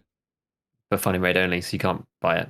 right, so you can't buy it, so you have to find it. Now, far as BP goes, you can craft it at level 3 workbench, but you need mechanic 3, which is again effectively level 30, if I'm not mistaken. And you need enough rep, yada yada, and build a workbench. To craft it, it takes this is where it gets crazy, right? It takes 16 hours and 40 minutes to craft it, right? Now, I'm assuming you're crafting the components because it just makes everything easier. The prices are constant because you buy the components to make the gunpowder to make the craft from the traders, so they're always a fixed value. If that makes sense. So like for the green gunpowder, I think it's like 1 M67 and 1 M18 green smoke It's an grenade. efficient craft anyway, so it's actually kind of fair Yeah. to do that because you'd probably be doing that craft anyway. It's like one of the best crafts, so it's actually in that particular instance, I'm kind of okay with including it. So it takes again 16 hours 40 minutes to do the BB craft. To do 2 green crafts, it takes a total of 3 hours and 14 minutes. To do 2 blue crafts takes a total of 2 hours and 59 minutes, which is a grand total of 23 hours and 33 minutes, which is effectively a day, right? If you want to stack our crafts like that. And the cost is around to craft all those gunpowders to make the BP is around 39,000 rubles, which outputs 120 rounds at 325 rubles per round, which is kind of insane when you think about it. However, it gets kind of interesting because I was kind of curious, like, you get 120 rounds for 325 rubles per round, but at the rate of 24 hours. So you get like what was it? Every hour you get 5 rounds? No, that can't be right. Let's do some, pull up the calculator. Sounds 120 about divided right. by 24. Every hour you get 5 rounds. Every time that craft completes an hour, which is interesting. And then like trader reset, let's see, 24 divided by wait. How do we do What, this? three and a 5 half or times something? 3. Yeah, so like every 3.5 hours you would get like 18 rounds, which is kind of weird to think about, but you get it at 325 rubles per round versus buying from the trader. So like another way you can get BP is you buy it from Prapper. You need level, technically you can get off level 3 Prapper, but Yeah. you have to have Grenadier completed, which is level 30 requirement, Mhm. right? So you got to do that. Then you can buy from Prapper, which is 1,320 rubles per round. And I don't know how many you can buy per reset.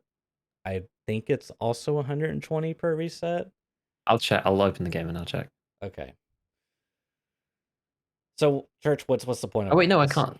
I can't check, can I? Because I'm not Grenadier. I'm not quite done.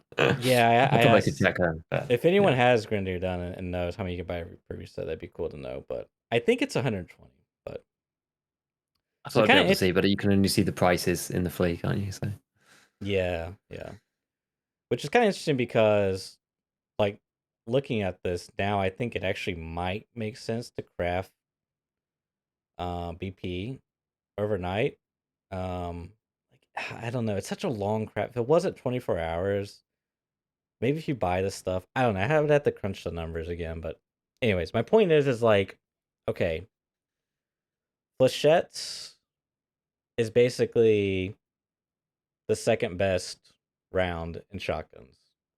Really, it's the best. It's the most consistent round, right? Like, yeah, AP20 has higher damage, higher pin, sorry, less damage, but like it's effectively it. Would you not say it's the best? Like, okay, MAIAP is technically better than BP, it's only better than BP. Yeah, I mean in but Flechette, which is more reasonably like well, accessible, you know? well BP obviously, right? MAAP Right. is like not really even on the chart. Shotguns is a bit more nuanced, I suppose, because Flechette, you've either got Flechette, Magnum Buck, AP20, and they're used for kind of different things. So For sure. like I wouldn't always want AP20, but I mean these days I would probably say that I prefer Flechette over the others, and I never used to be like that. I Yeah. think it's awesome. Yeah. I mean, like to me, it's like I could go with Buckshot, which has a specific purpose, just like I could go with rip ammo, which has a specific purpose. Yeah. I could go with AP20, which I just don't feel what you're giving up, because you're giving up a ton of recoil. The recoil percentage is like 50%. Like it's really tough on it. And Yeah. yes, it's more accurate, but the pin's not really. I just don't It's feel like like it. class 4 worthy, basically. Yes, but So if by you the fight time, someone with a class 5, it sucks. yeah, but by the time, like here's the scenario. Like yes, it's 37 pin, but once you factor in like fall off pin from distance, and that's like the case you would be using it as like long range, Yeah. semi long range. It's just like it kind of feels like meh to me. Not that Flechette would be any better per se, because I did go woods with a Flechette shotgun to kill scavs, and it wasn't ideal shooting at a big rock towards scav house at the scavs. Like it took like the whole 8 shells. Like I could see the red mist coming from them, but it's probably like 1 or 2 pellets hitting them in the arm or something. Like it's not ideal. But I guess Yeah. my point I'm trying to make is like Flechettes are so like accessible and so freaking dirt cheap, but they're like sitting within their own class. They're like sitting at the top, if not second to the top, right? Yeah. Whereas BP is like, again, second to the top in its class, but it's so much more less accessible and restricted. Now I understand that, I'm trying to compare an apple to an orange, but with the shotgun obviously has its drawbacks, like, Yeah. but it still just feels a little odd to me that it's 134 rubles and it just freaking destroys armor. I just like I don't know. It's just like, am I crazy? No, you're not crazy, right? And there's a Okay. reason why everybody is using it. There's a reason why everybody uses it on factory in particular. And like, yeah, you're Mm-hmm. comparing apples to oranges partly because BP, you can put it in an AKMN, you can put a voodoo on it or whatever, and you can kill people at 300 meters, you can kill people at point blank. It's you said, when you said it's like middle of the pack in terms of damage, like yes, sure. Mm-hmm. But then from a breakpoints perspective, it's like it's over the threshold, so it's going to two tap anybody who's not wearing sufficient armor because they just die. If you're wearing class 4, you just die in 2 hits. If you're wearing class 5, you're on 50-50, whether it pens or not on the first shot. If it doesn't, the second shot is overwhelmingly likely to go through and you'll die on shot 3. It's like that's why it ends up being so insane. But yeah, you take some huge downsides for Flechette, as you said, trying to shoot at players or scavs or whatever at like any decent distance. Actually, Flechette's kind of weird, and I have covered this before, is because Flechette is actually one of the slowest. It's supersonic. Subsonic. It's sorry, subsonic actually, yeah, Yeah. and it's one of the slowest pellet type, you Right. know, ballistic or whatever's in this game. It means that it retains its damage and penetration power really well, Yeah. as opposed to something like Express. Magnum does just because its freaking damage is insane, right? So it's 50 Mm-hmm. damage, so or the per pellet, so it just retains that damage because it's just so much to begin with. Whereas Flechette actually like hardly loses any penetration power or damage at all. And I've been killed at 40 meters quite readily with Flechette. People just Yeah. killing me with headshots, which sucks. Honestly, I've had at least 2 deaths this wipe where I've been killed through class 3, 4 helmets just with Flechette because they just keep spraying the darts over until you die. I don't know what the deal is. Like, maybe it needs to be more restricted. Maybe the craft needs to be longer. I don't know. The one for the metal tin needs to be longer. Maybe it needs to be on Jaeger 4. I think being on Jaeger 4 as a purchase wouldn't be too bad. Because if you make it with the metal tanks, you then have the choice, well, do I sell it for 600 on the fleet or do I use it myself? It kind of hurts to use it yourself a bit. So that would probably stop people running it. People just being able to buy it from Jaeger 3 after some quests, it's not crazy, but after some quests, like I buy it all the time from Jaeger 3 and it's insane. Because it's so cheap. I think that's I think maybe that is the biggest problem. I just feel like I'm in it's favor of really a cheap. like it is. I'm in favor of a small like armor damage nerf to it. Really. Just a bit. Just a bit. Because I think from the testing that I did previously, it two taps every class 4 in the game. Mm-hmm. Like, it doesn't matter what it is. Two taps the Yeah. trooper, two taps the bat rig, two taps the Yeah. M2 tactical. Doesn't Right. matter what it is. Two taps all of those. Class 5s, two taps pretty much all of them as well. Until you move up to like the Redoute M level, somewhere around there, they can take 3. The third shot kills you. That's right? insane. If you move up to the Redoute T5, it can take 4 shots. The 4th shot is the one that kills you. With the Redoute T5, the massive armor. Right. And being slightly disingenuous, you have to hit every single dart, right, to make it do that. But as you said on Factory, it's not like you're going bang, bang, bang, bang like you are with some other rounds or BP or a shotgun slug, whatever. You've got it in the 153, and you just go down like that, right? And so you're just going to get them eventually. Like I had a trio run down glass corridor at me, and I just leaned around one of the posts in forklifts and just spammed the trigger. I didn't even know there were 3 of them. I got killed by the final guy who flechetted me, and I killed 2 of them. It was just insane. God. The damage output is absolutely insane. But the problem is, and this might actually lead quite nicely onto the final topic, actually, once we get sort of towards the end of this. The problem is this armor damage thing, and the fact that if they take 2, like, okay, so normally with shotgun shells, you have to really decide whether you're going to go for legs or whether you're going to go for the head. You kind of have to choose, because if you're going for the head, you're hoping you kill them with a headshot outright by hitting them with basically 2 pellets, occasionally 1, but it sort of depends. Unless you're using Magnum. If you're using Magnum, you can hit them with any pellet in the head. That's fine. But you sort of have to choose between, do you go for the headshot? Do you try to get that headshot? With the downside being, if you're hitting arms, yeah, it'll hurt and it'll annoy them or whatever, but also potentially thorax, if you hit them in the thorax instead, and they're wearing really anything, it's going to do practically nothing. Yeah. Or you shoot for the legs, where you've got to obviously apply a lot more damage. If you're close up and you're using Magnum Buck or whatever, they nearly die in 1 hit if you hit all the pellets. They easily die in 2 shots.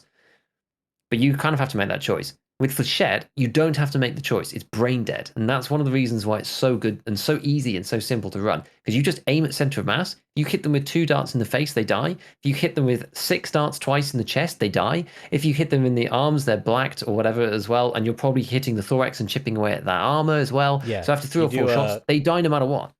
It's the thing. It's a consistent average damage, because if it's still decent damage to their arms, but you're also doing damage to their armor, to their chest, to their stomach, potentially even their head. Like, even if 1 pellet hits their head, yeah, you don't kill them, but where are the other pellets hitting? Are you blacking their stomach, and then the bleed over damage affects the 10 HP left on their head that they got left over? Like, it's yeah.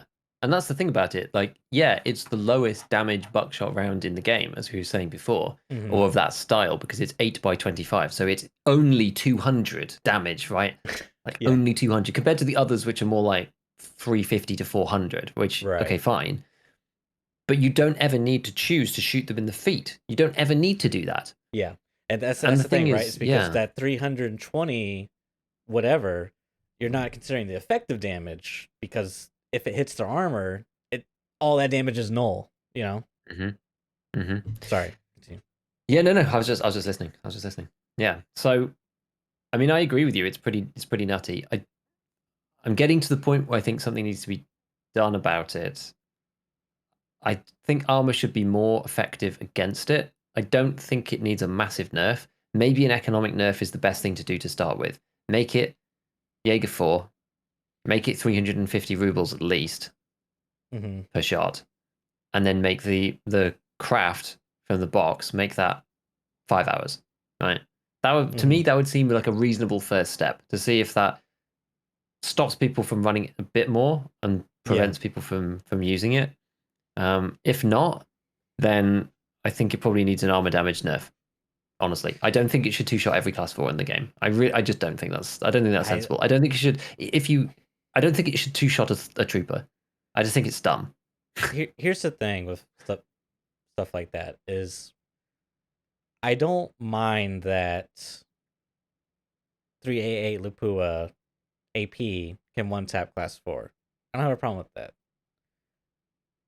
When it's a rare item that you can like it's really hard to get, it's really valuable, it sells for a lot. Like I don't have a problem with that.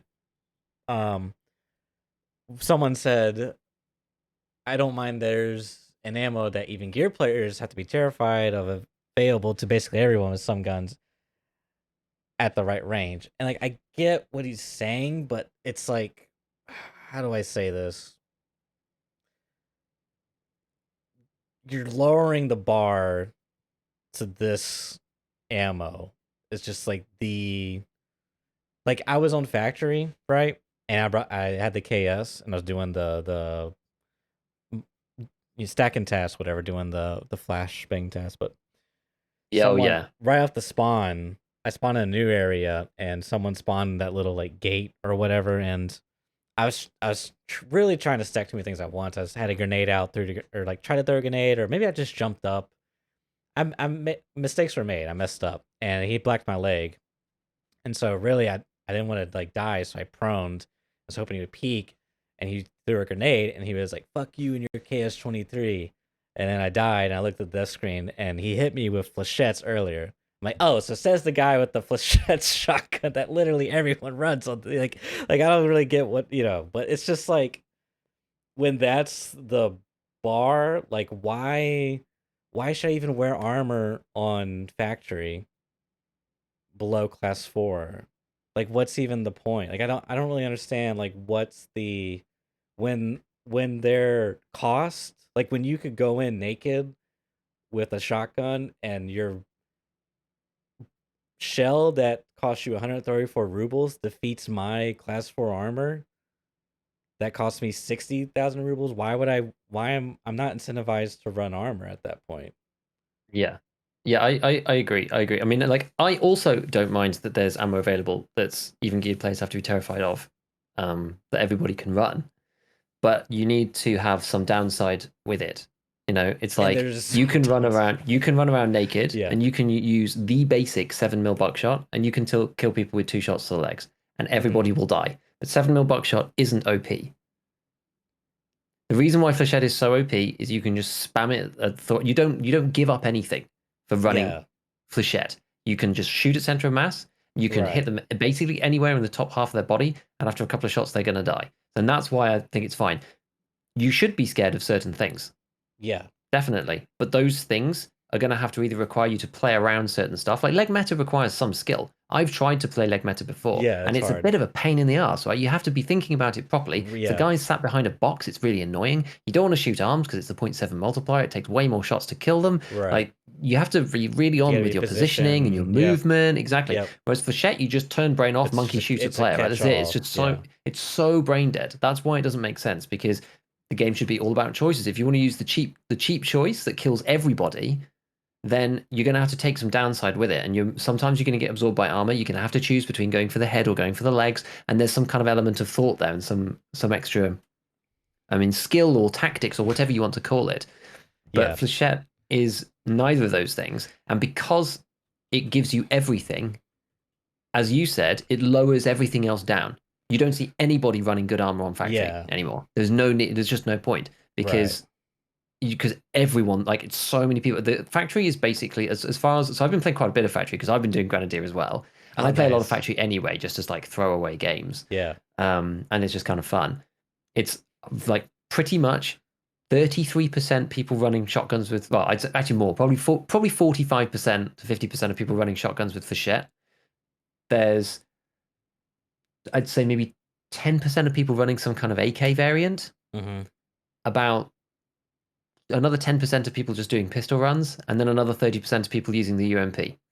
Yeah. And that's, to me, that's how factory feels right now. But most people, an overwhelming number of people, are using Flechette on factory. And I mean, I don't mind using it because it's like, I think I agree with you. I think it's vastly overpowered for the price point, the accessibility, and the effectiveness, and the way that it allows you to do the targeting. And I've been running around killing tons of people on factory with Flechette. Like it's an insane amount. It's an insane amount for what it does. But if you want something that cheap, like, and this is the thing, those other It's rounds that are cheap and everyone fears exist, and you can use them. Like Magnum Buckshot, you only need to be at Workbench too. And as I said, the other ones, right? Express Buck, you can get a Jaeger 1. It's 9 by 35 damage. That's a lot of damage. That's what?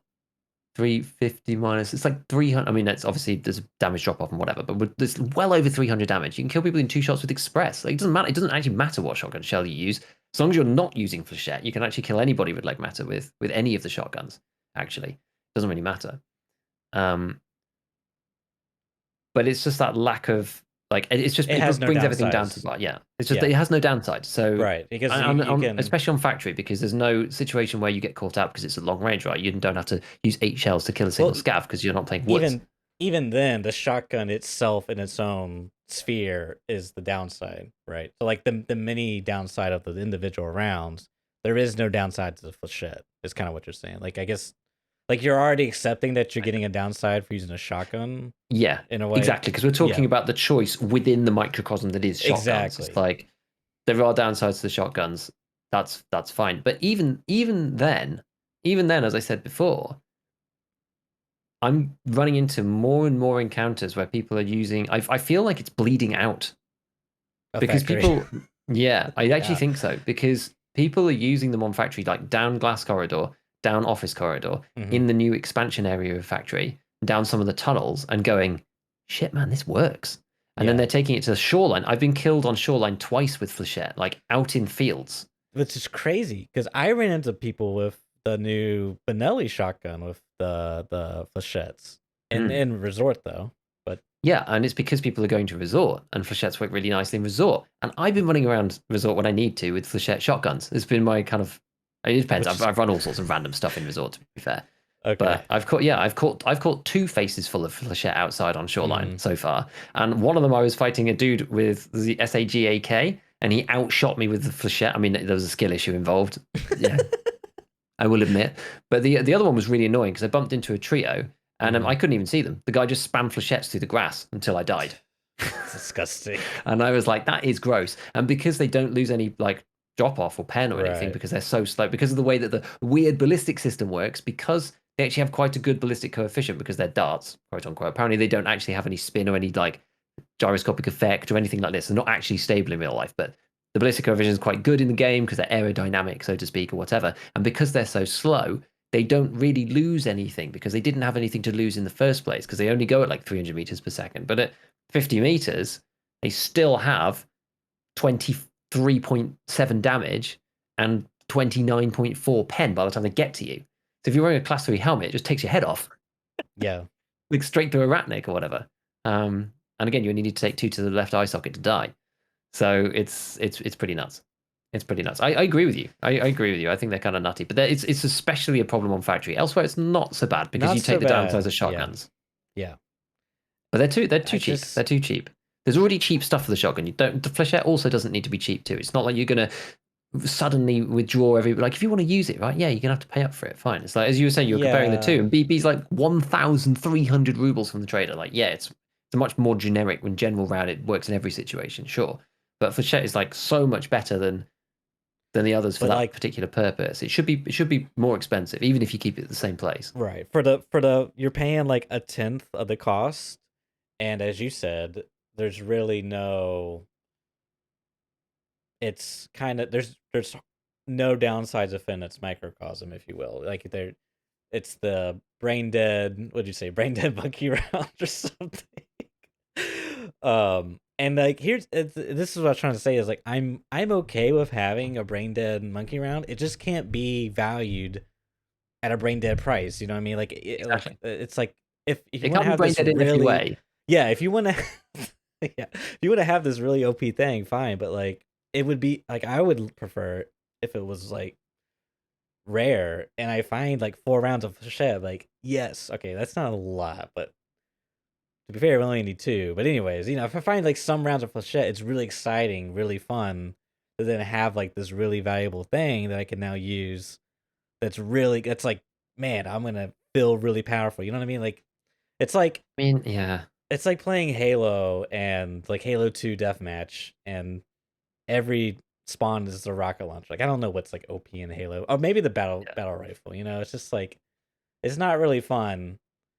But when it's like in the center of the map and there's like only one battle rifle, you know, when you get it, it's like, dang, I'm the most powerful freaking Master Chief on the plane. I don't know Halo anymore. I accept that argument most of the time for some of the high end stuff, but I still feel I actually do think that it would only take some economic. I don't think Flechette is insane. It's only insane. It's only really insane. A, on factory because of the ranges, but B, because of where it's priced. It's not even like you're because it's okay. Let's so say this cheap, right. dude. Because of the downsides, because of the downsides on the shotguns and the spreads and the darts, pellets, whatever. I feel like it's okay. I don't think it's ever going to be like the super meta, like everyone's using it on every map. It's just never going to be that. So that's okay. That's what makes it kind of all right. But where it's positioned right now, it's not just like good value. Like it's a budget round. Like it's cheaper than like 545 PP. You know what I mean? Like it's a dirt really, cheap budget run. Like yeah, zero. It's like not zero to hero, but you know what I mean, right? You can run a Right. 153, which is freaking cheap. They're so cheap. You can buy them off the. I mean, if I wanted to buy a 153, a busted one, and they don't really jam, right? Because you're running them on semi. How many shells do you actually fire at them? I can buy a 153 at 66 durability right now for 19k. I could probably do the barter for about 20k. How much And then Flechette accuracy really cheap. do you lose for that? I don't even know if it matters because it's like the whole thing. It's like 20 MOA, but like who cares? Because a 100% durability one is 10 MOA. So like whatever, doesn't matter. Just doesn't matter. But I think that's the thing. Like it's where it's placed right now. It's a budget round. It's a budget round. It's a budget round in a meta. In a meta stats with meta performance. This is the thing. It's like it should be in sort of the same position as AP20 in terms like you can use AP20. That's fine. But it's just AP20 is quite expensive and locked behind some traders. Right. Like that's okay. I think it would maybe be all right as it is. Well, if they just if it was that way around. Economically, if they just put it up, if they just put the price up and they put it to Jaeger 4, I feel like it would be okay because it would prevent a lot of these people just going, rat rig shot. I say these people, me going rat rig 153 with a laser on it and just blasting everybody. Yeah. Because I probably would think twice about it if it was going to suddenly cost me a load of money. And I think like also one of the reasons why it's so budget, right? If you're taking BP in an AK, you've got 3 mags of BP. Like how much of it can you actually use? Whereas with Flechette, you've just got 10 rounds in a pocket. You don't need mags. You just pop them in. In they go. In the boys go. And so you only lose 10 at a time. Or you lose 8 in the mag and then 10 in your pocket. You hardly lose any rounds. With BP, it's like, what you can do is stack it with PS. I mean, you could. So then you only lose 45 rather than 90. But you run out of BP really quickly if you want to use a lot of BP. Whereas for Flechette, you can just keep... And it's semi as well. It's just like, oh, dude, it's insane. Because you get 8 for the price of... You get 8 darts for the price of 1. Man, it's just... Yeah. There's so many things about it that make it so good. And I think if you just jack the price up to stop people using it on budget runs... I think that would help. I think because right now it's the clear go-to at the moment. I'm gonna do some in-raid scientific testing and just start running the 153 with Flechettes as like my main gun and just see what happens. Yeah. I mean, I've run it in a few places, and where you struggle is if you're fighting people who are kind of more geared.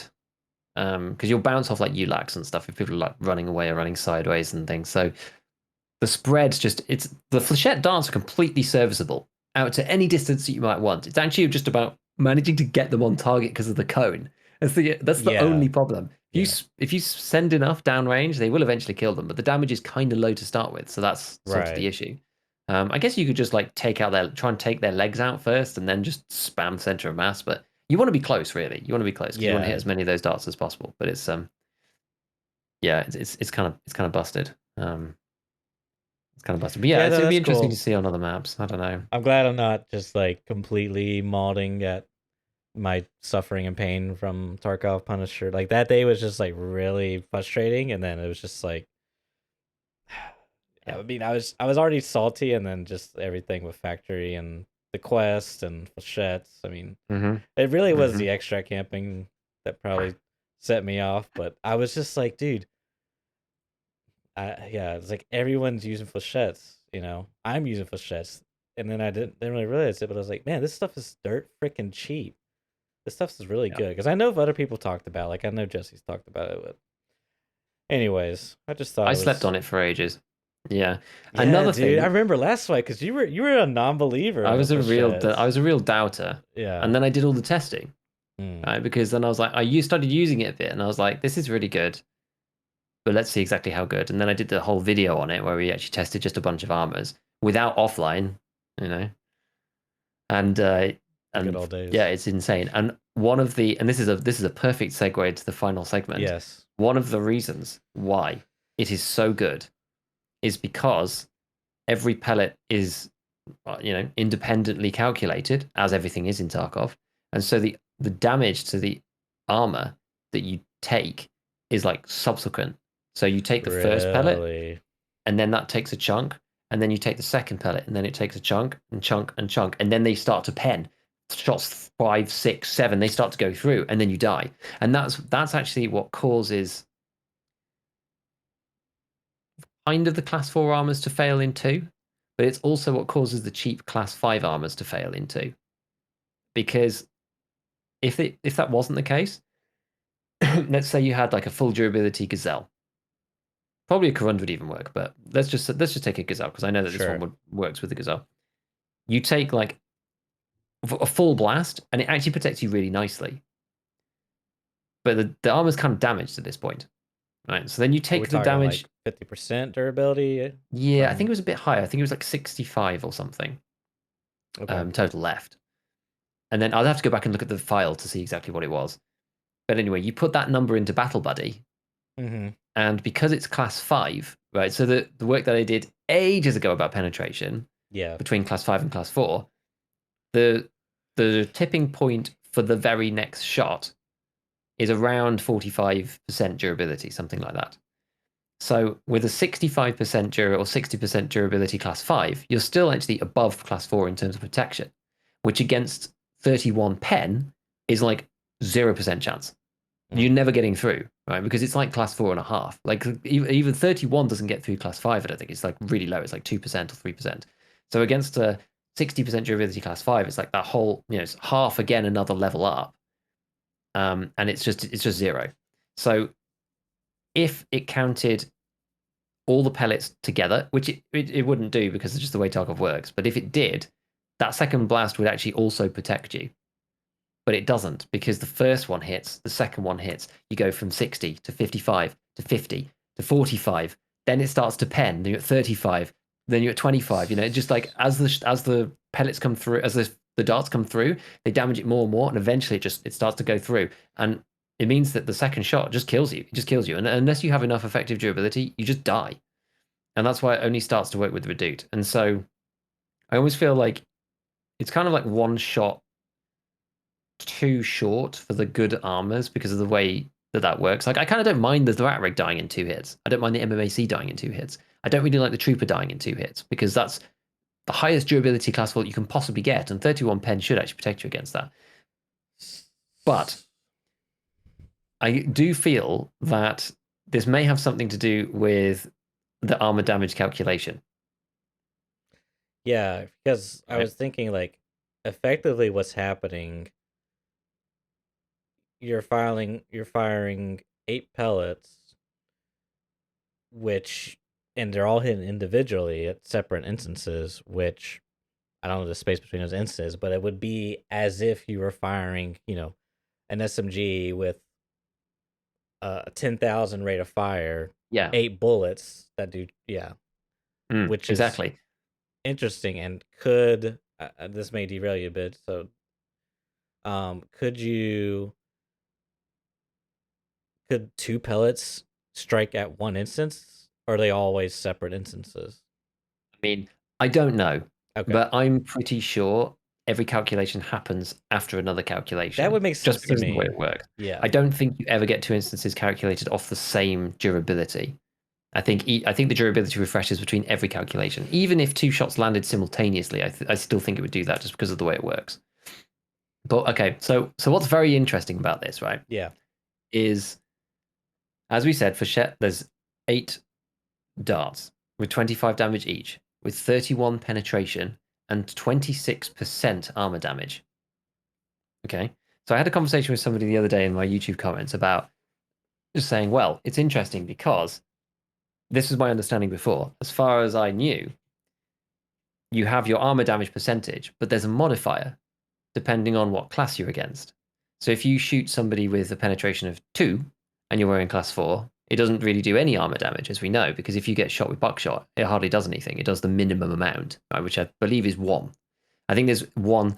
The only place where the in-game durability actually matters, other than for the purposes of calculating effective durability using the material, the only place where the actual number that you see in game matters is the lower the absolute number, the more susceptible you are to buckshot type rounds. Because I believe the minimum amount of durability damage that you can take is 1. So if you get hit by like 8 7 mil bucks, I think you take 8. So something like a trooper armor can take a lot more 7 mil bucks than something like the rat rig, because its absolute actual durability in-game number is lower and there's a minimum threshold.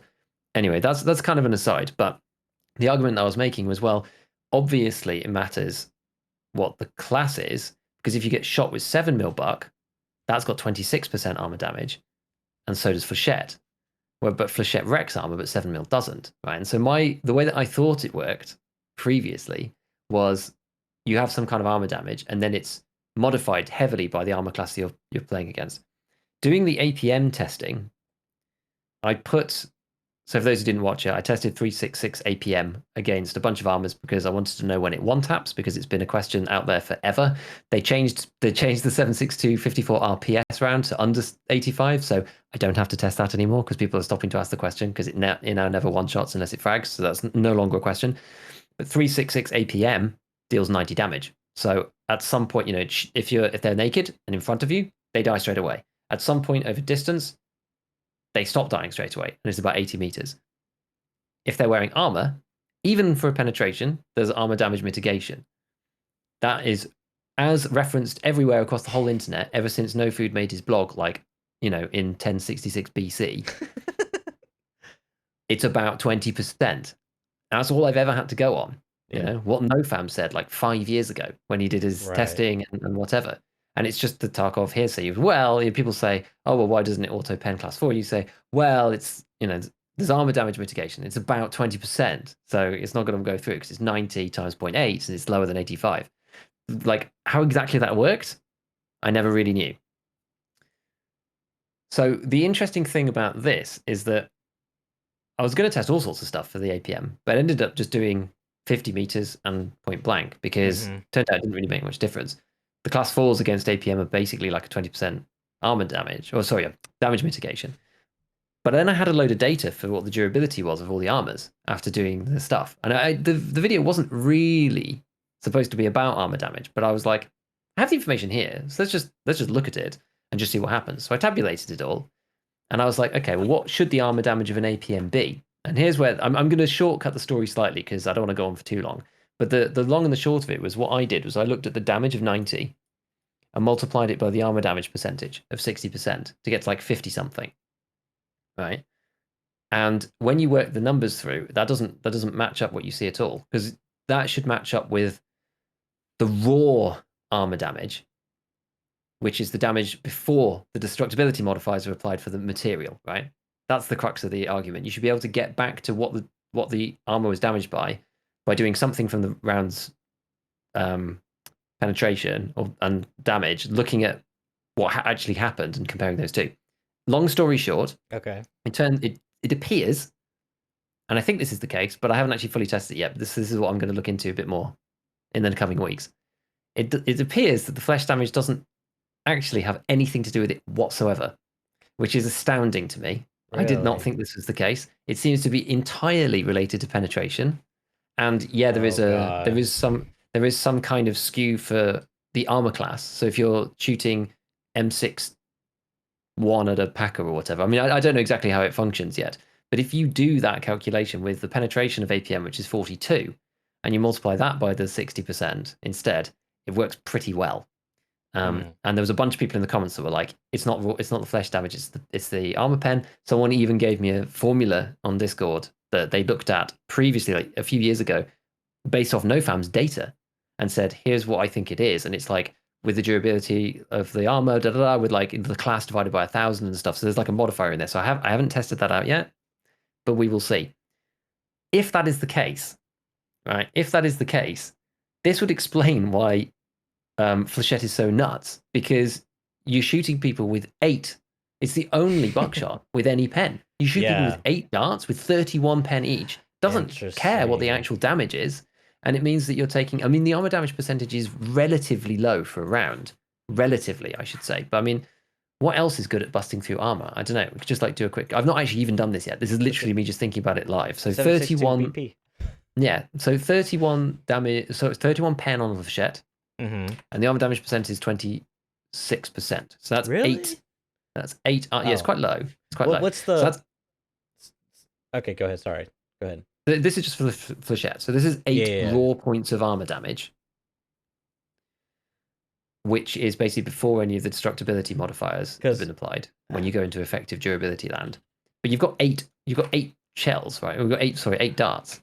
So that's 64 raw armor damage. Now, if we go to BP, as you just said, let's just have a look at BP. So that's got penetration of 47. So it's already lower.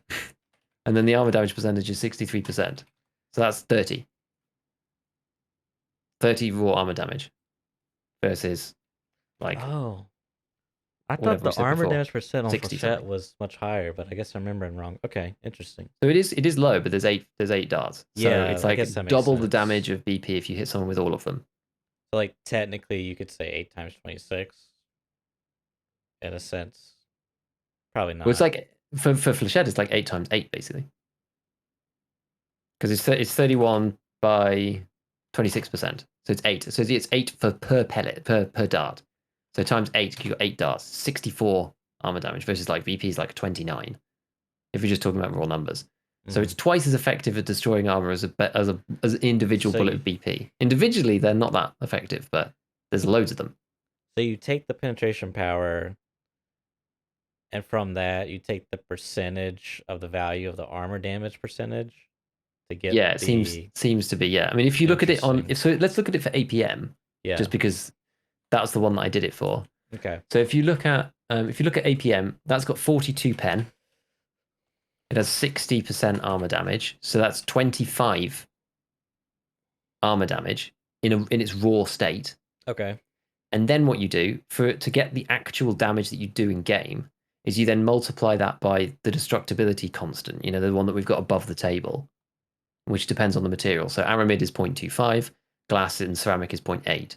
So if you're shooting against a gazelle, ceramic is 0.8. So you take the 25 and you times it by 80% or 0.8. So that it should do 20 damage to a gazelle.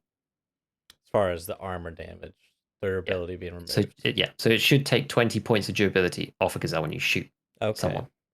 So back to the Flechettes then, what you're saying is because it's every pellet's doing 8 armor damage, essentially. Yeah. Yeah, that's true. Well, okay, so there's a bit of a modifier based off the durability type, the material type, and the class of armor as well.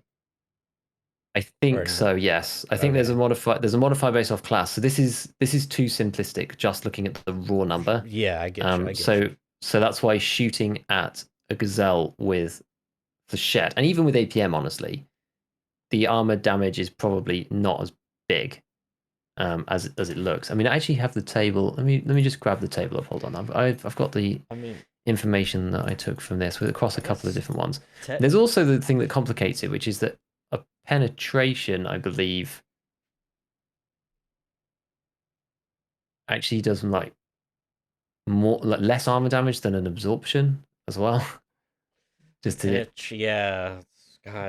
make it more complicated. But to be fair, with the round with APM, it was actually very similar. It was like 22 armor damage for all of them, pretty much. But this is what I need to do some more. Testing because it should be 25 and it did like 22 across everything. It did 20 to a hex grid and 22 to the class 4s and 21 to a class 5. So it didn't seem to make that much difference, but maybe it's because I'm not sure. I need to have a look. I need to have a look at it. This is the thing. Like this is not concluded. This is not yet concluded. This is definitely a work in progress, but it's a big step along the way. I was trying to see a big step along the way. Battle Buddy had something to do with durability per bullet. I don't think it does. You can simulate it though, can't you? I Because don't. you're on the I don't. uh, Yeah, the iOS iPhone. master race. Phone's so scuffed. It's cracked all over at the top here. The like warp this touchscreen to try to get it to work. It's so bad. Like, look at this. It's so Oh no. I can't fiddle with it to get it to work. But anyways, that's interesting, dude. I don't know. That sounds like a Yeah, future video coming to a YouTube channel near you. quite possibly, because I do think that this has some interesting implications. If you can work out exactly what the damage is going to be. I mean, I guess it's already kind of done in Battle Buddy, sort of, but it explains a few things that I never really understood before. Like, this has never Yeah. been apparent to me, like exactly how much damage these things do, but it actually makes so much more sense when you look at the penetration. It's crazy. I Man. just assumed that it would be the raw damage, the flesh damage. I Yeah, just assumed, right? And this is that's always right. the stupid thing, right? You need to think outside the box. But I was like only at the beginning of thinking about it, and I just sort of put some thoughts together. And was like, "Oh, this is kind of my first take. I don't know," and just released it and just wanted to get some community feedback before thinking about it too much. Um, So that's and like, yeah, I mean, I think that's why Flechette's so good. I do. yeah, and that's generally speaking why high pin is so good. Because I would assume most of the time high pin equals high armor damage. Yeah, I mean, it depends on the armor damage percentage that they've set on the rounds, but especially when you get up to the 7.62 NATOs, yeah, there's actually some big disparity, but it's the reason potentially why M62 Tracer is actually works quite a lot better than M80 normally, because you go from 41 pen to 44 pen, but you go from 66% armor damage to 75% Mm. armor damage, which can make a big difference. And M61 is like 83%, so it's even higher. So it's very, very high. It does a lot of damage, and the penetration is pretty high too. It's very interesting. Yeah, it is. Very interesting. Very interesting. I'd never really looked at the armor damage percentage stat before, particularly. Man, so there's like a so like this is interesting. 585A1. This is like a new discovery, so I'm fascinated. 85A1 compared with 55A1. They have the same armor damage percentage, but obviously 55A1 has a higher pin. So not Yeah, only does it pin higher tiers of armor, it also damages armor more effectively. correct. So it's like a double bonus. Exactly. It's like a double because you're more likely to pen on shot 2 Yeah, that's crazy. because you did more damage with shot 1. Yeah. And you were more likely to pen on shot 1 in the first place. Yeah, that's crazy. It is crazy. Dang, is M995 goaded now that it's got a damage buff of 42? Well, it's only the pen that matters. I know, but it's got higher pin and higher armor damage. It goes like which is because previously what was the damage of M995? Wasn't it like 39 Oh, or was it? something? Or like 40 or something. I can't remember the Yeah, precise number, but yeah, it was around there. yeah. But I'm just saying now that like the bell. Oh, sorry, mic bump. I hit the bell's going off. It's just like I guess it really doesn't. It's not goaded because you still can't two tap. Anyways, I'm getting Well, you sidetracked. say you can't two-tap. You say you can't do that. But it has, remember, True. it is really high frag. True. The frag. Can't The forget frag about chance is super high. And it's RG. 32%. I had another it wasn't an argument. I had a discussion about statistics Mhm. with a set of commenters in the chat because they were like, "Oh no, it's not, greater than 50% chance to get one pen." And I was like, to get one frag, and I was like, I think you'll find it is. I think you'll find it is because there's kind of two ways to go about working it out, right? You've got for M995, you've got a 32% chance for a fragment. So across 2 bullets, you've got there's like 4 outcomes, right? Either neither of them fragment, one fragments, the other one doesn't. The other one fragments, but the first one doesn't, or they both fragment. So the easiest thing to do, because you don't really care out of those 4 scenarios, you just want 3 of them. You want any of them where any fragmentations happen whatsoever. Yeah. And so the way that I went about it was doing it the other way. So you say, well, it's got 32% chance to fragment, But what that means is that it's actually a what even is that? Yeah, like 68% chance to not fragment. So 68% of the time you don't get a fragment, and basically all you need to do is 0.68 by 0.68. So the chance of not getting a fragment is 46%. So the chance of getting a fragment of any kind is 54%. There's actually over 50% chance that you'll get a fragment of some kind. And if you do 42 times 0.5, that gets you 63 for one frag. Add the 42 on for a non-frag, which is the worst case scenario out of those three scenarios. So if you frag twice, right, they die anyway. Yeah. So the two like middle scenarios, that takes you to 105 damage. And it's got such high pen that the mitigation's not going to be enough. So 55% of the time you two-shot them. And 45% of the time you three-shot them. But you don't get a fragment. It's kind of interesting. I thought it was kind of interesting.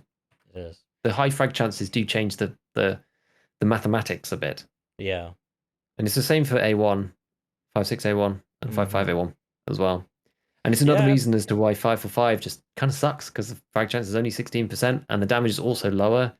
It makes an enormous difference to the overall damage of something like 56A1 if you're just hosing somebody down. Yeah. It makes a big difference. It puts the damage into like the 60s. I've been using 56A1 and it's pretty solid. Like the only time it really feels bad is like distance sniping. Like I haven't had anything like ricochet or just like hit him and they're fine. I haven't had that, but I had someone bounce a TC 2000.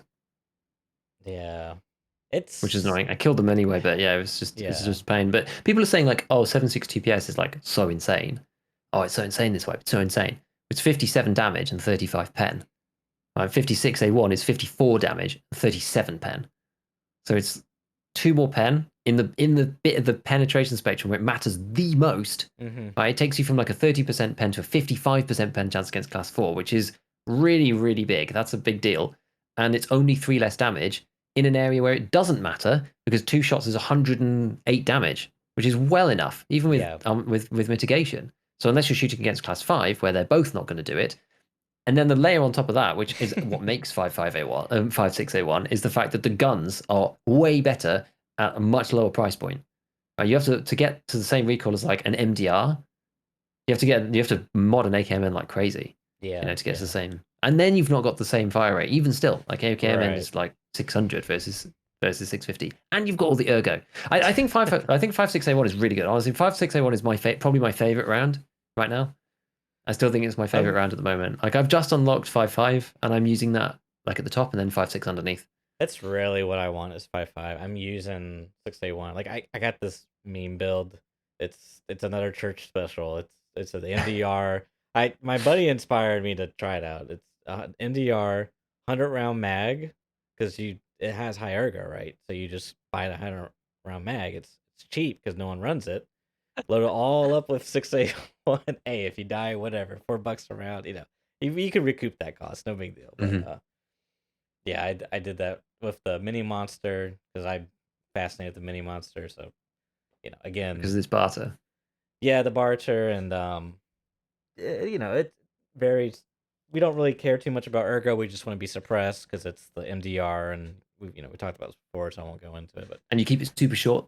Yeah, it's super short. It's nice for insurance dumping. They can put in their backpacks. The 3-slot mag makes it a bit of an issue, but whatever. It doesn't really matter. The point is, I did it because interchange. We were doing some backpackless runs. I had to kill PMCs or whatever, but yeah, just that's it. That's the only mag. Just don't just use the 100 bullets and that's it. Because I don't want to bring any backup. Yeah, I don't want to bring any backup mags because that's a 2x1 slot that only holds 30 rounds. And it's like that's wasted rubles, man. That could be a LCD, working LCD. That's funny. Dude. I mean, it's good. You've got like 3 and a bit mags worth of ammo. Basically, right? You just 101 rounds, 1 in the gun, 100 in the mag. Just don't panic and waste a million rounds on the scav. That's all. It's great. Got to keep you cool.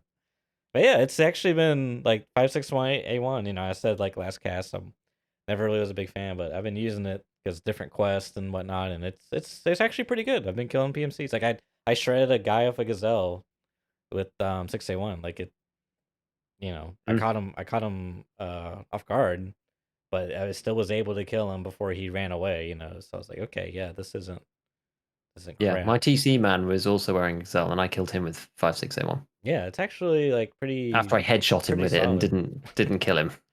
Yeah.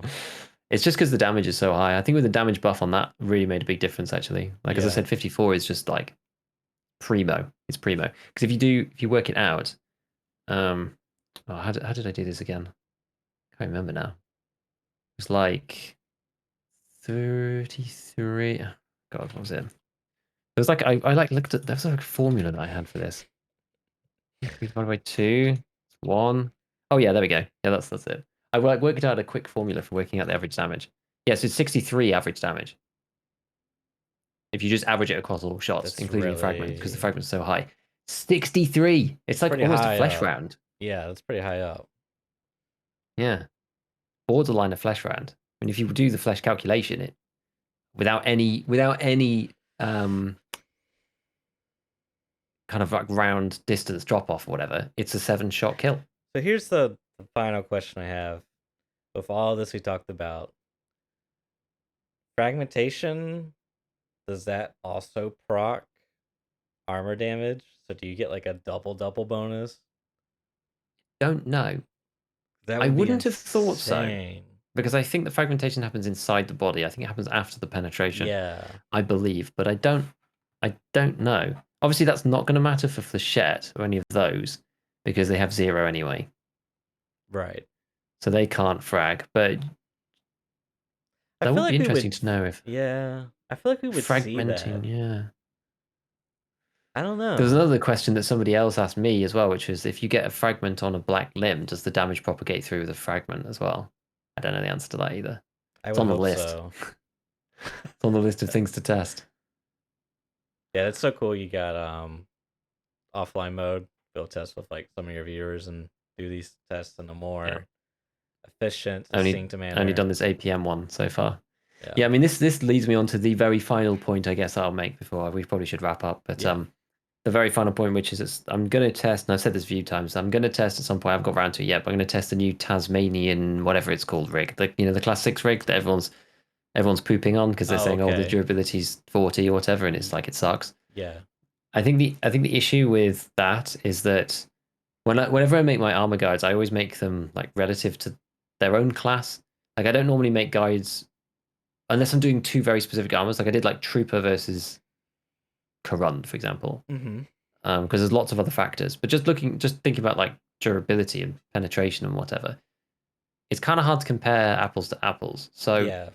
this thing is ceramic and only 40 durability. So the effective durability is 50, which is really low. Like if you go and look at the class 5 armors, I think what's the lowest class 5 armor, which is the Karund. That one is 64 effective durability. So this thing is like 14 lower than that even, right, at 50. So everyone's like, oh, it's just rubbish. The durability just sucks, whatever. But if this stuff about armor damage is correct, it depends on how much the tail wings skew on this thing based upon class of armor and the armor damage reduction based on class. Because yeah, you've got your raw points we were calculating, just like pen times the percentage, right? Fine. But if you end up doing half the damage to a class 6 because you're using something around the 40 pen mark, which pen's class 4, well, that could make it actually much more valuable. That could make the against class 4 rated rounds a class 6 worth more than a class 5. It means the durability wouldn't necessarily be 1-for-1. Do you know what I mean? And so Yeah. the class 6 might end up having 100 durabilities worth of class 5 durability against a class 4 rated round. So it ends up being better, even though it looks worse, because class 6 has more protection against lower rounds because the pen and the armor class gap is like way wider. Right. So rather than just dealing the raw damage, it deals like a fraction of the damage and ends up staying alive. And part of the reason why, like, I've only got anecdotal experience at the moment because I haven't done the test yet. And the anecdotal experience so far is that I got shot with an M80. I got shot then with a 56A1. I then repaired it and then got shot with another M80. And this thing just like kept on trucking. And this thing's supposed to have really low durability. So need some real tests. But see, I would think that because the armor type is it's ceramic, right? Which Yep. is the worst modifier, 0.8, Yep. that would play a major role into it because the modifier is so high. Like it would Like, in other words, I would rather have, like, which would be better, 100 durability ceramic class 6 or a 20 durability, 20 out of 20, 100 out of 100, 20 durability, what's the best one? Aramid? Yeah. Like, which would be better? Because I would think that because Aramid has like a 0.2 modifier versus the 0.8. I mean, I guess they're equal in this case, unless I'm mad at math, which I might. That's the thing, right? Yeah, it doesn't actually matter, so to speak, and that's why I said before that the in-game durability doesn't matter for anything other than the minimum durability damage, which is when you get buckshotted, because that's the only thing that matters. Because it's like 1 point on a 40 durability, it matters more than 1 point on an 80 durability. All right, so that's the only place that really matters. Outside of doing the effective durability calculation, which already takes into account this material factor, right? Because the effective durability basically allows you to compare apples to apples and evens off this in the first place. So the Aramid armor will have, if it's got 20 durability, the Aramid armor will have 80 effective, and then the 100 durability ceramic will have 120 effective. So that's how you then compare those things. But it's the the inter-class relationship that I'm interested in as to like how much the armor damage changes, because we're saying, yeah, sure, it might have the same durability, but do all of the armors take the same damage from the same round? Because if they take a different amount of damage because of this modifier, that means that class 6 takes less damage from, Because like, if the you shot the class 6 with a changes. 7 mil buck, like, it wouldn't do anything, right? So that yeah, Right. so like even if you had two armors that had the same effective durability, with the class 4, say you had like 20 more armor damage, the class 4 loses 20 points. With the class 6 of effective durability, would the class 6 only lose 15 or 10 or something? Yeah, Because I then that would see. make, against certain rounds, that would make the class 6 effective durability worth more than that of the lower Yeah. classes. So you couldn't then Interesting. compare the effective durability properly for certain rounds. So I'm not sure. I don't know. We'll see. That's interesting. So kind of what you're We will saying is see. like if you take a low, like PS 762, Mm. shoot a class 4 armor that's air, it's like the best. What's the best class 4 durability? Trooper, I think. Group are like yeah, the Right. polymer material. Whereas like the worst class 6, this new contender ceramic 40 out of 40, potentially the class 6 has higher effective durability just because it's a class 6 because of the armor damage, how the math works with that. Yeah, exactly. So it might take a lower percentage of its total, because that's fundamentally all that matters, right? Because all the armors work off the percentage of what they are now versus max, and the armors with the worse and have lower durability just get to 0 faster when you shoot them. If you shoot a gazelle, it goes from 100% to 50%. If you shoot a Reduc T5, it goes from 100% to 80%. And so the second shot is nowhere near as likely to go through. That's the only reason why durability matters ultimately. Um, and so, yeah, it's like, does a class 6 then take less of a percentage of its total than a class 4 when it gets hit, even if they've got the same effective durability? Is really the question that I'm going to answer. And I Yeah, don't know the answer to yet.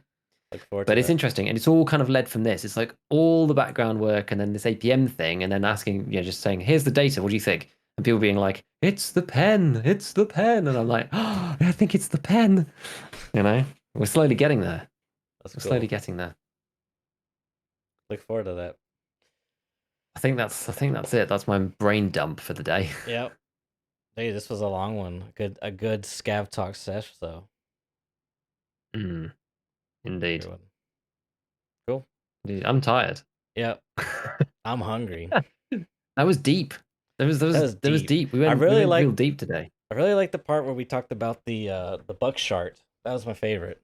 The bug shot was good. Yeah, that was real That should deep.